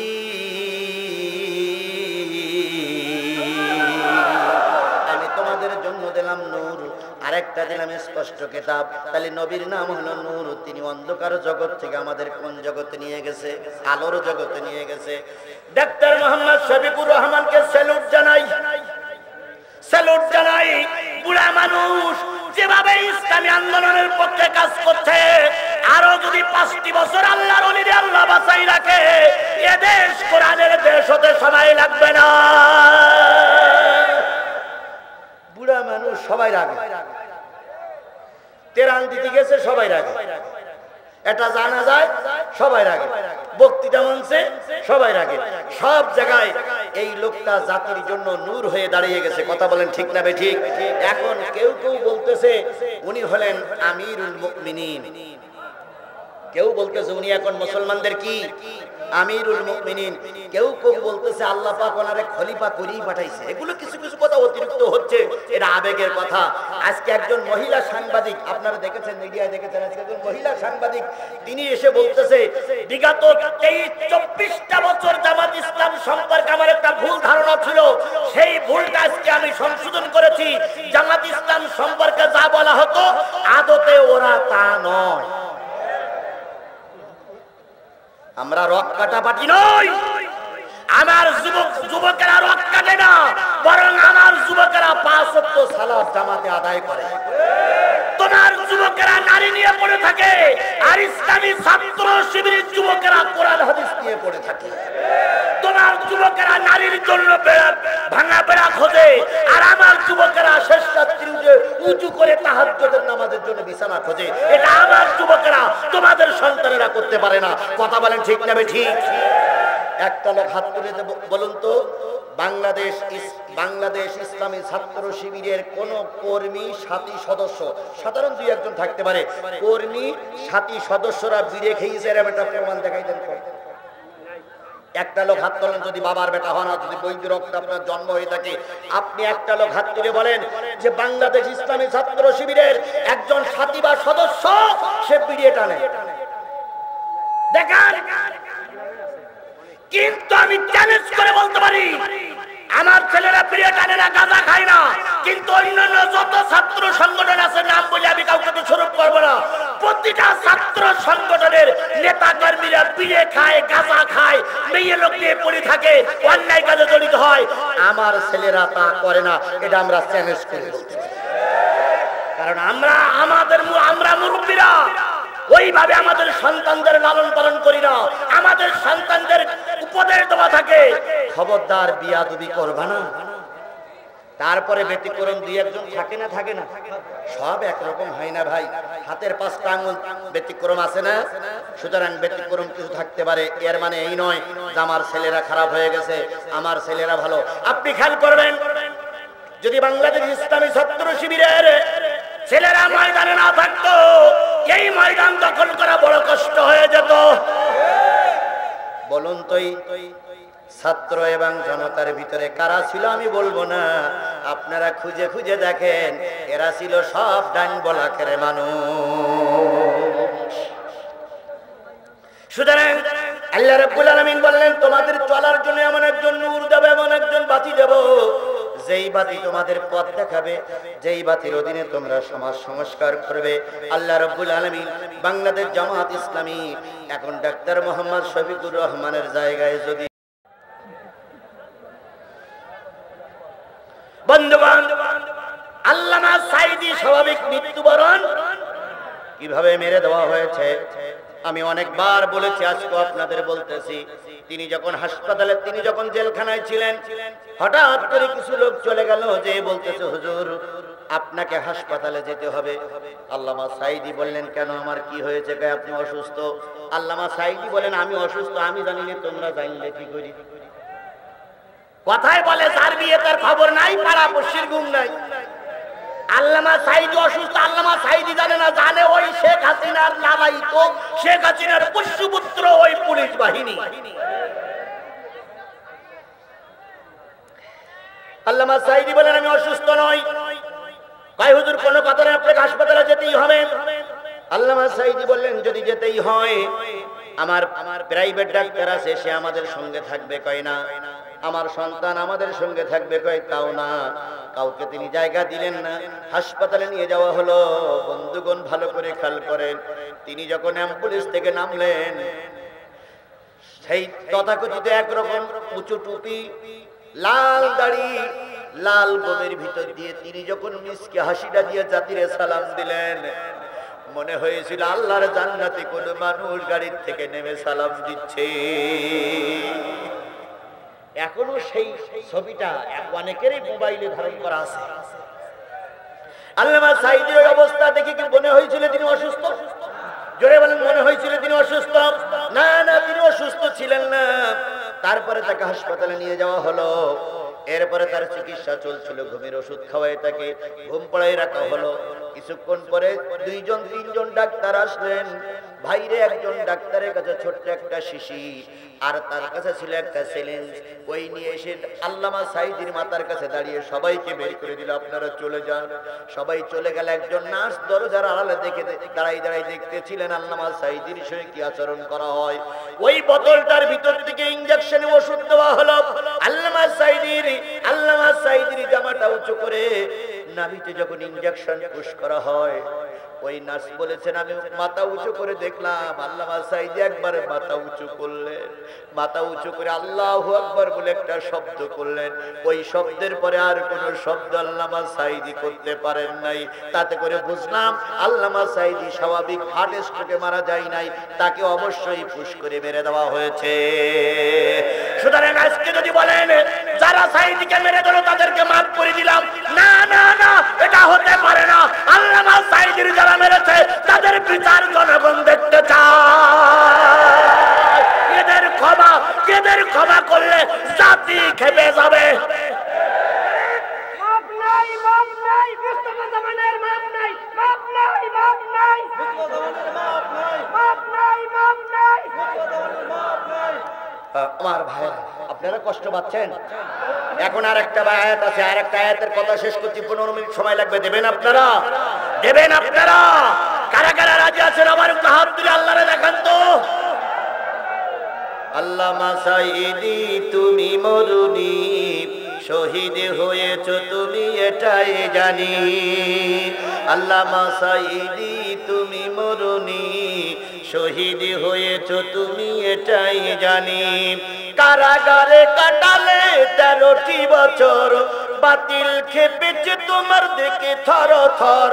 তুমি যে ছিলে মোদের নয়নের মনি, শহীদ হয়েছ তুমি এটাই জানি, শহীদ হয়েছ তুমি এটাই জানি। আল্লামা সাঈদী তুমি মরুনি, আল্লামা সাঈদী তুমি মরুনি, শহীদ হয়েছ তুমি এটাই জানি।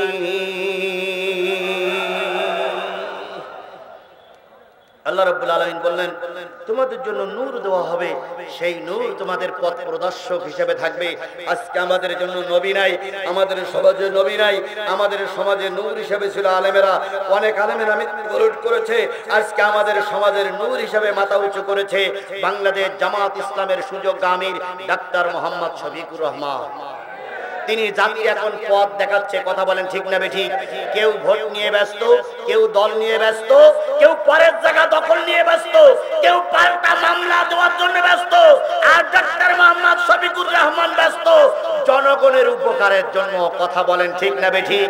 কোথায় শহীদের আত্মা ঘুমায় আছে তার কবর জিয়ারত করা, কোথায় বন্যায় ক্ষতিগ্রস্ত মানুষের পাশে দাঁড়ানো, কোথায় মানুষের সেবক হিসেবে কাজ করবে, সেই জন্য তিনি সময় দিচ্ছে।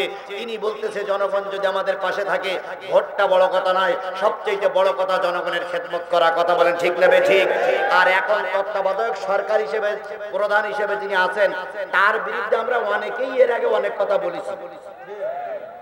কেউ বলেছে বেনামাজি, কেউ বলেছে সুদখোর, অনেক কিছু বলেছে। কিন্তু ইনি আসার পরের থেকে আর কিছু হোক আর না হোক, অন্তত এই চোর ডাকাতিরা বিদেশে যে টাকাগুলো পাচার করেছে, এই টাকাগুলো উনি যদি আরো কিছুদিন থাকতে পারে এই ডক্টর মোহাম্মদ ইউনূস, তাহলে অন্তত আর কিছু না হোক দেশের এই চোর ডাকাতির টাকাগুলো ফিরিয়ে আনা সম্ভব।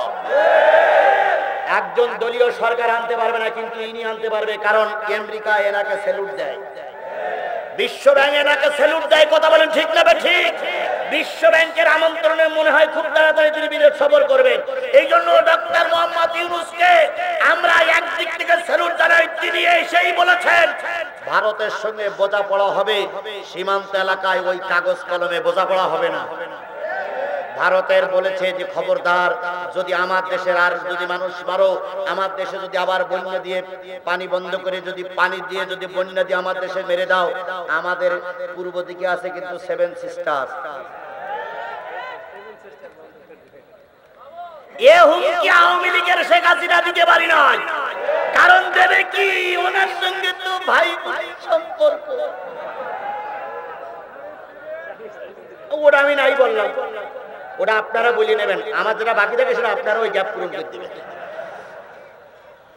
সুতরাং ভাই কোনো ক্ষতিপূরণ চাইনি বলে আমাদের সব দেওয়া হয়ে গেল, আমরা প্রয়োজনে কেলাও পাইনি। কথা বলে ঠিক লাগবে ঠিক? তুমি ভারত পানি দিয়ে আমাদের বুড়াই মারো।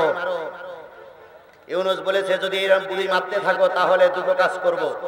আপনাদের কাছে শপথ নিয়ে যাবে, দুটো কাজ করবে। সে কাজ হলো জনগণের কাছ থেকে চাঁদা তুলবো, তুলে আমরা প্রয়োজনে যে কয়টা নদীকে বাদ দিয়ে রেখেছো, প্রয়োজনে এর বিপরীত আমরা সব কটা নদীকে বাদ দেবো। আমি ওই লক্ষ মানুষের কাছ থেকে ওয়াদা নিতে চাই, যদি ওই ভারতের মোকাবেলা করার জন্য বিকল্প রাস্তা তো বিকল্প বাদ দিতে হয়। আর ওই বিকল্প বাদ দিতে গিয়ে যদি আপনাকে 100 টাকা 500 টাকা চাঁদা ধরা হয়, কারা কারা দিতে রাজি আছে? দুই হাত উঁচু করে দেখাও।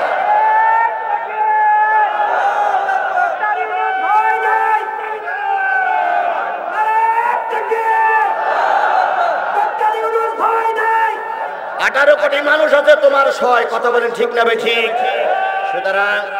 সুতরাং ভারতের গোয়েন্দা বিভাগের লোক যদি আমাদের এখানে থাকেন, আজকের লক্ষাধিক মানুষ আমরা প্রয়োজনে এক কাপড়ে 3 মাস কাটাবো, প্রয়োজনে একদিন বাজার করে 7 দিন খাবো, তবুও ভারতের বিকল্প ভাত তৈরি করার জন্য আমরা না খেয়ে থাকলে প্রস্তুত আছি। কিসের ভয় দেখাও তুমি আমাদের? ওপাশে আছে পাকিস্তান। কিসের ভয় দেখাও? ওই পাশে আছে আফগানিস্তান। কিসের ভয় দেখাও? ওই পাশে আছে কাশ্মীর। কিসের ভয় দেখাও? আছে এই পাশে আছে বাংলাদেশ। যদি সব মুসলমানগুলো এক বাক্যে নারায়ে তাকবীর স্লোগান দিয়ে রাস্তায় নামে, ভারতের মোদি তুমি ধুতির গিরে দেওয়ার সময় বাবা না, মোদির বাচ্চা মোদি।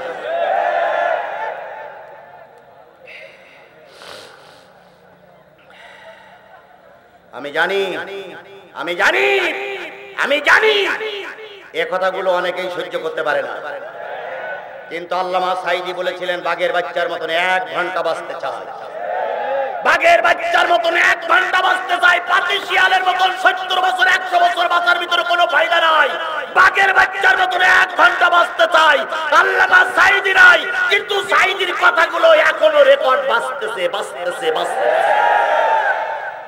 আমরাও বাঘের বাচ্চার মতন বাঁচতে চাই। কথা বলেন ঠিক না ঠিক? ভারত তুমি আমাদের কি করবা?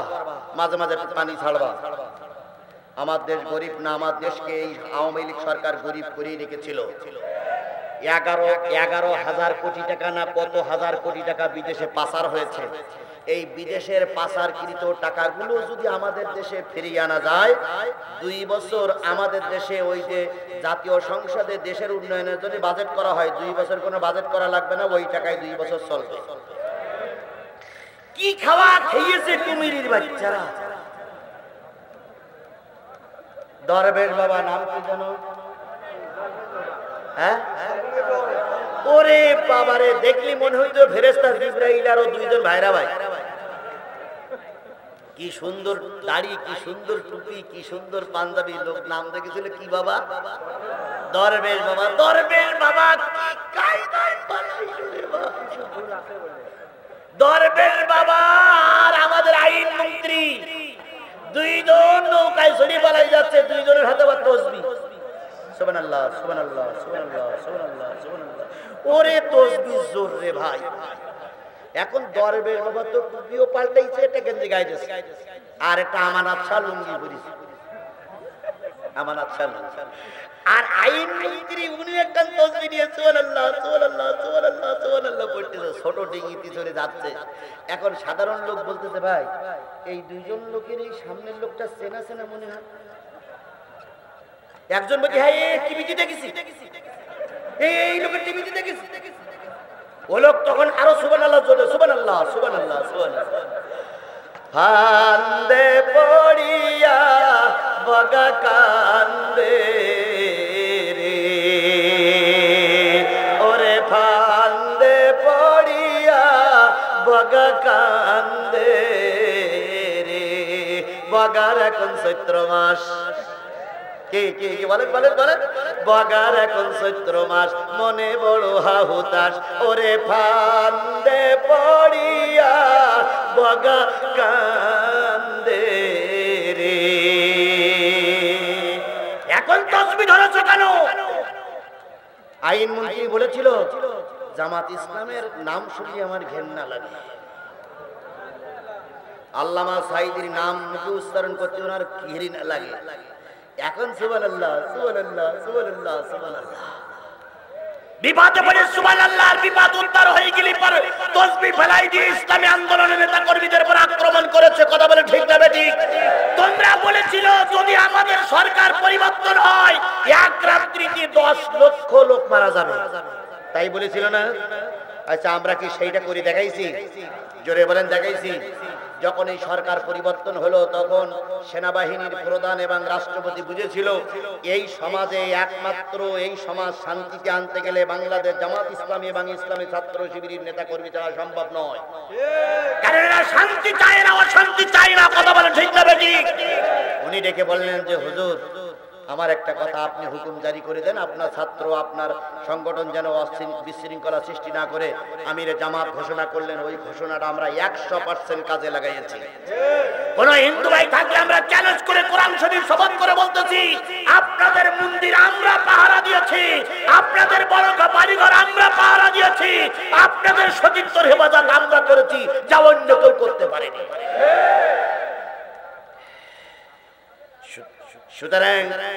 সুতরাং আল্লাহ আমাদের পথ প্রদর্শক হিসেবে যাকে নিযুক্ত করেছেন, মানুষ ভুল ভ্রান্তির ঊর্ধ্বে নয়। কথা বলেন ঠিক না বেঠিক? সংশোধন করে আমরা তার নেতৃত্বে দেশে যেন প্রাণের রাজ কায়েম করতে পারি, আল্লাহ তৌফিক দান করুন। আল্লাহ রাব্বুল আলামিন বললেন ইয়াগফির লাকুম, তোমাদের জীবনের সব গুনাহগুলো আল্লাহ মাফ করে দিবেন। আল্লাহু গফুরুর রহিম। এই পর্যন্ত আয়াত শেষ। লিআল্লা ইয়ালামা আহলুল কিতাব আল্লা ইয়াকদিরুনা আলা শাইইন মিন ফাদলিল্লাহ ওয়া আন্না ফাদলা বিয়াদিল্লাহ ইউতিহি মান ইয়াশা। আল্লাহ রাব্বুল আলামিন বলতেছে যারা কাফের মুশরিক, যারা বেঈমান, যারা ইহুদি, তারা মনে করে আমাদের ক্ষমতাই বড়। তাই মনে করে না? আওয়ামী লীগ সরকার মনে করেছিল আমরাই সবচেয়ে বড়, আমরা কয় বছর থাকবো? না না না, 40 বছর না। তাদের টার্গেট ছিল শেখ হাসিনা মৃত্যুর আগ পর্যন্ত ক্ষমতা ছেড়ে দেবে না। এই যে কয়েকজন লোক উঠলেন, আপনারা কি ইসলামের শত্রু না বন্ধু? আমি এখন আয়াত শেষ করিনি, এখনো মূল কথা এখনো আসিনি, এখনো অনেক কথা বাকি।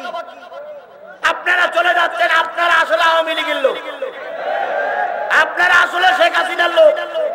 তা না হলে আমি কথা বলছি, আপনি চলে যাচ্ছেন। What is this? আমার মোনাজাতের আগে যদি কেউ চলে যায় বুঝতে হবে সে কোরআন বিরোধী। আমরা কি আমার বাবার কথা বলেছি? আমি আজিজুল ইসলাম, আমার নামে 20টা মামলা, 20টা মামলা। আমি চুরি করে মামলায় ঢুকিনি, আমি কোন নারী ঘটিত কারণে মামলায় অংশগ্রহণ করিনি, আমি কারোর জমি দখল করে মামলা খাইনি। এই শুধুমাত্র বাংলাদেশ জামাত ইসলামের পক্ষে কথা বলার কারণে আমাকে 20টা মামলা নিয়ে ঘুরে বেড়াতে হচ্ছে। ফাজলামি পাইছেন না? আর এখন কথা বললে আপনারা উল্টোটাই বোঝেন। আল্লাহ পাক আপনার হয় সহিহ বুঝ দান করুন, নতুবা আপনার কবল থেকে দেশটার আল্লাহ হেফাজত করুন। আপনাদের মতন কিছু দুসারানি লোক আমাদের দলে না থাকলেও দল ঠিকই চলবে। কথা বলেন ঠিক না বেঠিক? কিছু মুনাফিক ইসলামী আন্দোলনের বিরোধী শক্তি চলে গেলে ইসলামী আন্দোলনের কোনো ক্ষতি হয়নি, হবে না, হওয়া সম্ভব নয়। আল্লাহ বলেছে কিছু লোক চলে গেলে আবার নতুন করে কিছু লোক তৈরি হবে। কথা বলেন ঠিক না বেঠিক? আসুন আমরা দ্বিতীয় আয়াত শেষ করি। আল্লাহ বলতেছেন ইহুদি খ্রিস্টানরা মনে করে আমাদের এই ক্ষমতাই বড়। আল্লাহ বললেন শোনো, তাদের ক্ষমতা যত বড় হোক আমার রহমতের কাছে তারা কোনোদিন ধোপে টেকবে না। তাদের ক্ষমতা অনেক বড়, তারা সরকার অনেক শক্তিশালী, কিন্তু আমার রহমত যখন নাজিল হবে তাদের কোনো ক্ষমতা টিকবে না। বলুন তো নমরুদের ক্ষমতা বেশি ছিল না কম ছিল? আরো জোরে বলেন, কম ছিল না বেশি ছিল? ফেরাউনের ক্ষমতা কম ছিল না বেশি ছিল? ফেরাউন বলেছিল আমি আল্লাহ, নমরুদ বলেছিল আমি আল্লাহ। আল্লাহ বলেছিলেন তোমরা ক্ষমতার দাপট দেখালে আমি সাধারণ লোক দিয়ে তোমাদের মারবো না, আমি তোমাকে মারবো একটা মশা দিয়ে। আওয়ামী লীগ সরকার বলেছিল চিরকাল ক্ষমতায় থাকবে, বিএনপি জামাত আমার নামাইতে পারবে না। আল্লাহ বলল বিএনপি জামাতের লাগবে না, আমি সাধারণত ছোট ছোট শিশু এবং কিশোর দিয়ে তোমারে হত্যা করব। হয়েছেও তাই। কি হয়েছে তাই না? বলুন তো, আন্দোলনের সময় বর্তমান বাংলাদেশ জামাত ইসলামের সেক্রেটারি জেনারেল আমাদের খুলনার গোলাম পরোয়ার ভাই এই আন্দোলনের সময় উনি কি সামনে ছিলেন? ছিলেন। আচ্ছা বলুন তো, ফখরুল ভাই উনি কি এই আন্দোলনের সময় সামনে ছিলেন? ছিল না। খালেদা জিয়া সামনে ছিল? আমিরে জামাত সামনে ছিল? কেউ ছিল না। আল্লাহ বলল বড় শক্তি দরকার নাই, আমি যদি কারোর হঠাৎই চাই এই ছোট শক্তি দিয়েই হটাই, ছোট শক্তি দিয়েই হাঁটাই। নমরুদের শিক্ষা নাও। নমরুদ বাহাদুরি করলো, আমার সামনে কেউ দাঁড়াইতে পারবে না। আল্লাহ বললেন নমরুদ যে অনেক অহংকার করেছো, তোরে ভালো মশা দিয়ে মারবো না, খোড়া মশা দিয়েই মারবো। আল্লাহ পাক খোড়া মশা দিয়ে মেরে দিলেন। কথা বলেন ঠিক না বেঠিক? আবাবিল কি বলে আবরা বাদশা, আল্লাহর নবীর জন্মের 50 দিন আগে আবরা বাদশা কি ধ্বংস করতে চেয়েছিল? কাবা ঘর ধ্বংস করতে চেয়েছিল। কাবা ঘর ধ্বংস যখন করতে যায়, কাবা ঘরের যারা তত্ত্বাবধায়ক ছিল, যারা সরকার ছিল, তার সরকারের প্রধান ছিল আব্দুল মুত্তালিব। আব্দুল মুত্তালিবের কাছে যেই বলে কাবা ঘর ধ্বংস করব, আব্দুল মুত্তালিব কান্নাকাটি শুরু করলে, ভাই কাবা ঘর ধ্বংস করো না, দেখবেন নরম দিলে এরা আরো পেয়ে বসে। যেই বক্তা মঞ্চে নরম হয়েছে, অতীতে সেই বক্তা বেশি মার খেয়েছে, কিন্তু আমি গরম ছিলাম, আমার ধারে কাছে আসতে পারত না। মাইক কারা ঘটনা জানেন আপনারা? আমার কাছ থেকে মাইক কেড়ে নিতে চেয়েছিল আওয়ামী লীগের লিডার, ওই কক্সবাজারে পেরেছিল, দেইনি মাইক, দেইনি। শেষ পর্যন্ত জুতো খেয়ে নামতে হলো। এরপরে আমার মঞ্চে গুলি হয়েছে। আল্লাহর কসম, আমি পিস্তলের গুলি করতে কখনো দেখিনি, সেদিন দেখেছি আমার কানের গোড়া দিয়ে গুলি চলে গেছে। পুলিশ, র‍্যাব, আওয়ামী লীগ, ছাত্রলীগ, যুবলীগ সব এসে মঞ্চে আক্রমণ করেছে, মঞ্চের তাজ ছিঁড়ে দিয়েছে, কোরআন শরীফ ফেলাই দিয়েছে। আমি মঞ্চের থেকে বাঘের বাচ্চার মতন চলে গেছি, বাতিলের কাছে মাথা নত করিনি। আজকেও যদি কেউ ময়দানের ঠিক মতন কথা বলো, ময়দানে থাকো, বাতিলেরা পালাইতে বাধ্য হবে।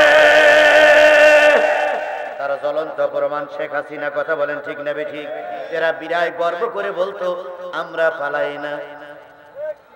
এখন আপনারা গেলেন কই? কারণ আপনারা বিরাট ক্ষমতায় ছিলেন, কিন্তু এখন আর ক্ষমতায় নেই, আপনারা পালাইছেন। মাগো মা হাসিনা দোহাই লাগিয়ার জ্বালাসিনা, জ্বালাই জ্বালাই জইলা গেল আমাদের জীবনটা, তুই তোমাগই সুখেই ছিলে পাইয়া দেশের ক্ষমতা।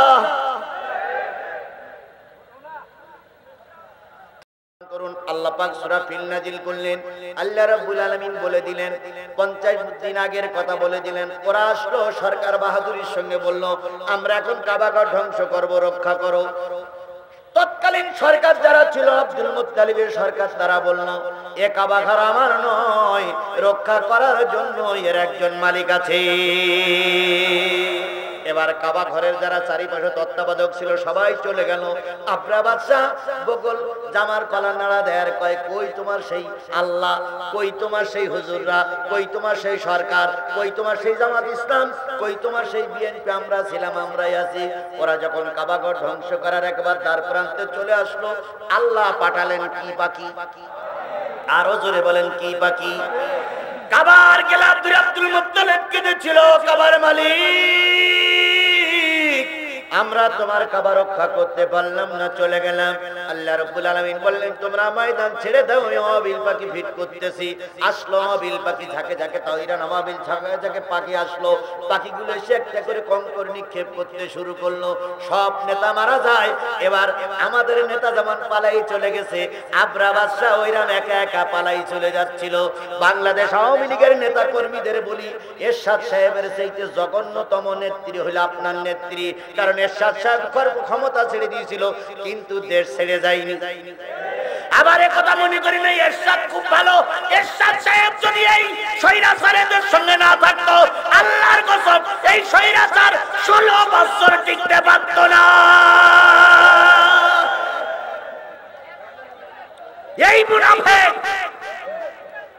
এই মুনাফিকেরা এই শেখ হাসিনার ক্ষমতায় বসাই রেখেছিল। এই মুনাফিকেরা যদি ওদের সাপোর্টটা করতো না 16 বছর না 16টা ঘন্টা থাকতে পারতো না। আবার এখন বলে আমরা দেশপ্রেমিক। তোমরা কতটুকু দেশপ্রেমিক? তাহলে ভারতের সঙ্গে কি যুক্তি করেছি তা জনগণের বলুনি কেন? ভোট হ্যাঁ আস্তে আস্তে আস্তে আস্তে আস্তে হচ্ছে। তারপরে নির্বাচনের সময় আসলি আমাদের জাতীয় চাচার রোগ সেগে যেত। উনি যে হাসপাতালে বসে থাকতো, আর এরা যে এই নির্বাচন করে করে এরা একটা দল গঠন করে নির্বাচন করেছে, এসব মুনাফিকদের চেনা লাগবে। এই মুনাফিক নেতাদের জন্য শিবগঞ্জ বগুড়ায় আমাদের মাহফিলগুলো বন্ধ হয়েছিল। কথা বলে ঠিক না বেটি? এদেরকে চিহ্নিত করে জাতির সামনে উত্থাপন করা দরকার। আমি বলতেছিলাম ছোট ছোট পাখিরা চলে আসলো, নেতা এই শেখ হাসিনার মতন পালাইনে শুরু করলো। যখন উনি আসছিলেন তখন ওনার স্ত্রী বলেছিল কোথায় যাও? তাই কাবাঘর ধ্বংস করার জন্য। ওনার স্ত্রী বলেছিল খবরদার কাবাঘর হাত দিও না, কারণ কাবাঘর কার ঘর? আল্লাহর ঘরে কেন হাত দিলে কেউ টিকতে পারে না। সেদিন অহংকারের বসে বলেছিল আমার আবার ঠেকাই কে? স্বপ্নে ডেকে বাবাই বলে মাগো তুমি দিল্লি যাবে, তোমায় আবার ঠেকায় কে বাকে আসে ঢাকায়। ওই স্ত্রী সেদিনকে বলেছিল খবরদার কাবায় হাত দিও না, ধ্বংস হয়ে যাবা। সেদিনকে আবরা বাদশা বলেছিল আমার আবার ঠেকায় এমন লোককে আছে। শেষ পর্যন্ত কাবা ধ্বংস করতে যেয়ে আবাবিল যখন কি বলে আবরা যখন দেখলো সব ধ্বংস হয়ে গেছে, তখন তিনি আর গতি অন্তর না পেয়ে কি বলে উট নিয়ে না হাতি নিয়ে পালাই যাচ্ছিল। আর একটা ছোট্ট আবাবিল পাখি ওই ইব্রাহিম আলাইহিস সালামের আগুন নিভাতে যে পানি দিতে তার ডানা পুড়ে গেছে, পা পুড়ে গেছে। ওই পাখিটা আসতে দেরি করেছে। ও তাকাই থাকে, দেখে ময়দান পরিষ্কার, একটা মাত্র লোক হাতিটি ছড়িয়ে পালাই যাচ্ছে। সামনে যেয়ে বলতেছে দাঁড়ান দাঁড়ান দাঁড়ান দাঁড়ান। আবরা বাদশা বলল হায় রে তুই কোন জায়গায় ছিলি? বললাম এই দলের সর্দার। আবরা বাদশা তখন বলল সব চলে গেল, আর তুই যে কোথায় ছিলি? শেষ পর্যন্ত ছোট পাখিটার দ্বারা এই আবরা বাদশা ধ্বংস হয়ে গেল, কাবা উন্মুক্ত হয়ে গেল। বলুন সুবহানাল্লাহ। আজ এই তৈরান আবাবিলের মতন ছোট্ট ছোট্ট পাখি সদৃশ্য সন্তানগুলো রাস্তায় নামলো, ওদের আক্রমণে দেশ স্বাধীন হয়েছে। আর আবরা বাদশার উত্তরসূরি আবরা বাদশার ছোট বোন পালাইতে বাধ্য হয়েছে। চলে যান আরেকটু সংবাদে। আর একটা কথা বলে বিদায় নেবো, সেটা হলো আর একটা কথা 4 মিনিটের ভিতরে বিদায় নেওয়ার জন্য চেষ্টা করছি।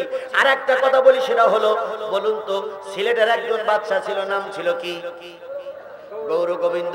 গৌর গোবিন্দের বিরাট ক্ষমতা ছিল। গৌর গোবিন্দর মোকাবেলা করার জন্য একজন হুজুর এসেছিল, নাম কি? আরো জোরে বলেন নাম কি? শাহজালাল। তিনি যখন এসেছিলেন তখন গৌর গোবিন্দ সংবাদ পেল শাহজালাল আসতেছে। গৌর গোবিন্দ রাস্তাঘাট বন্ধ করে দিল, হরতাল নিজেই ডেকে দিল। এরপরে শাহজালাল আসলেন। শাহজালাল এসে যখন গৌর গোবিন্দের বিরুদ্ধে অ্যাকশনে নামলেন, শাহজালাল পালিয়ে এই শেখ হাসিনার মতন গৌর গোবিন্দ পালিয়ে যেতে বাধ্য হয়েছিল। কথা বলেন ঠিক না বেঠিক? সুতরাং অতীতে জালেমেরা ছিল এখনো, এই অতীতে জালেমেরা ছিল এখনো, কিয়ামত পর্যন্ত এই জালেমেরা থাকবে। আবার শাহজালালের উত্তরসূরিরাও থাকবে। সুতরাং শাহজালালের উত্তরসূরিদের আজকে শপথ নিতে হবে, যদি আবার কখনো গৌর গোবিন্দরা মাথা উঁচু করে, আমরা শাহজালালের উত্তরসূরিরা ময়দানে থাকবো। কারা কারা ময়দানে থাকতে রাজি আছেন? 2 হাত উঁচু করে দেখান।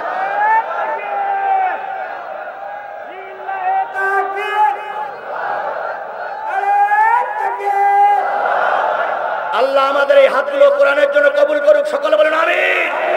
আরো জোরে আমিন, আরো জোরে। হাত নামান।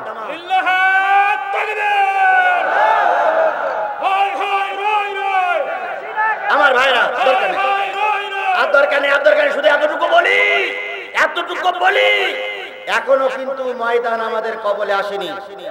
এখনো ময়দান বাতিলেরা দখল করার জন্য চেষ্টা করছে। কথা বলেন ঠিক না বেঠিক?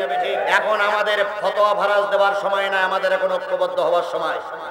আগামীতে যদি আমার মুরব্বী অথবা আমাদের আনম আলমগীর ভাই যদি এখানে প্রার্থী হয়ে আসে, আপনারা কি সাপোর্ট করতে রাজি আছেন?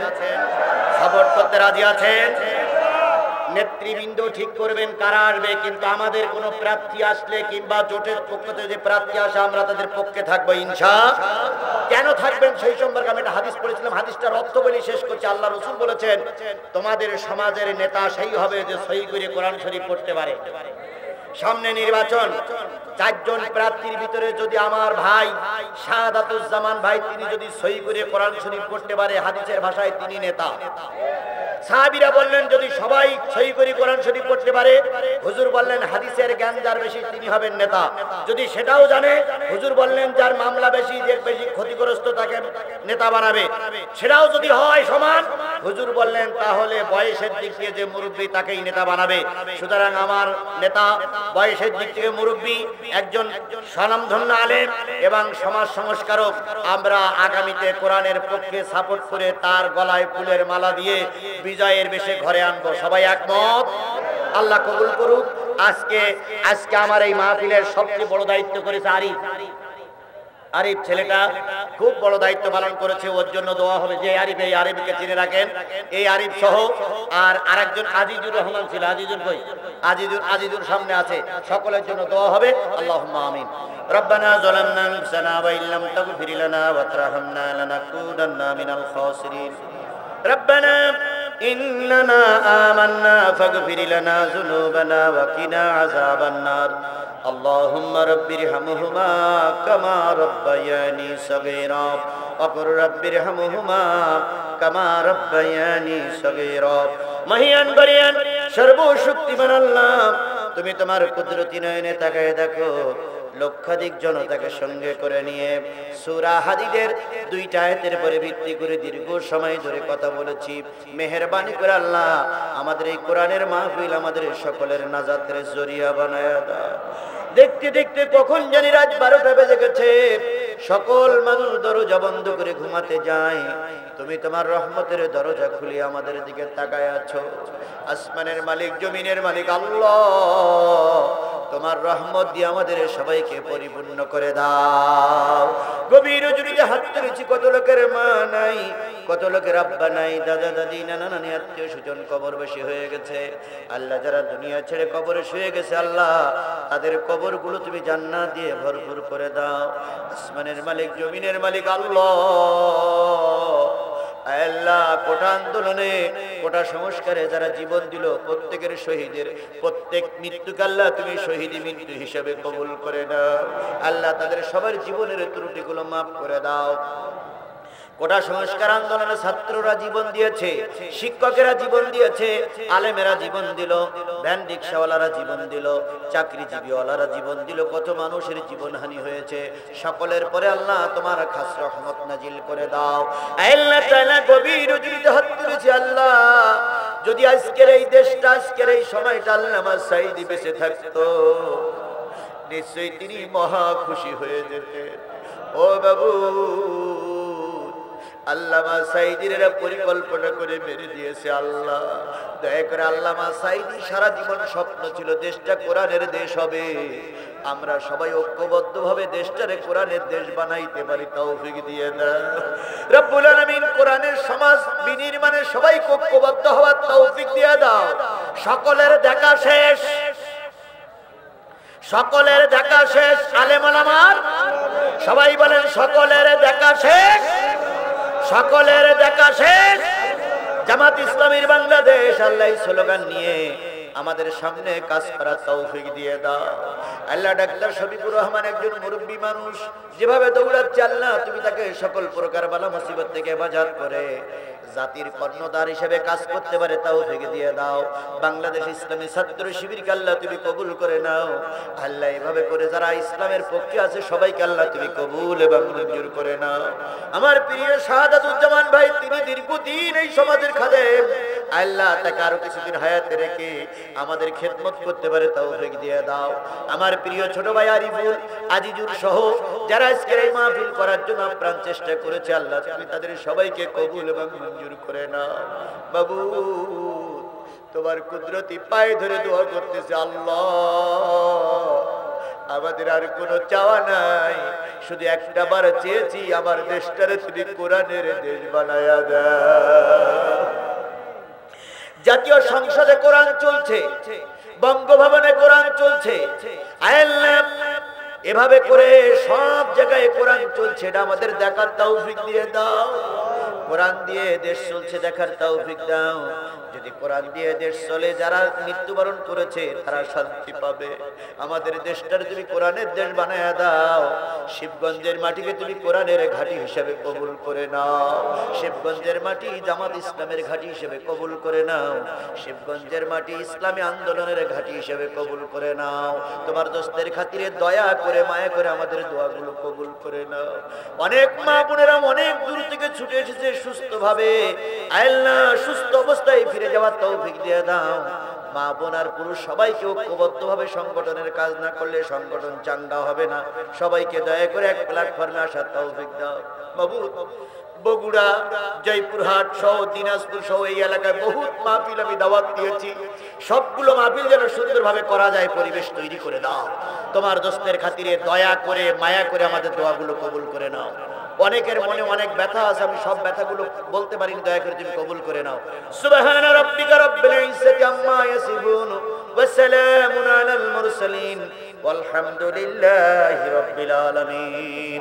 আসসালামু আলাইকুম ওয়া রাহমাতুল্লাহি। আগামী 10 তারিখ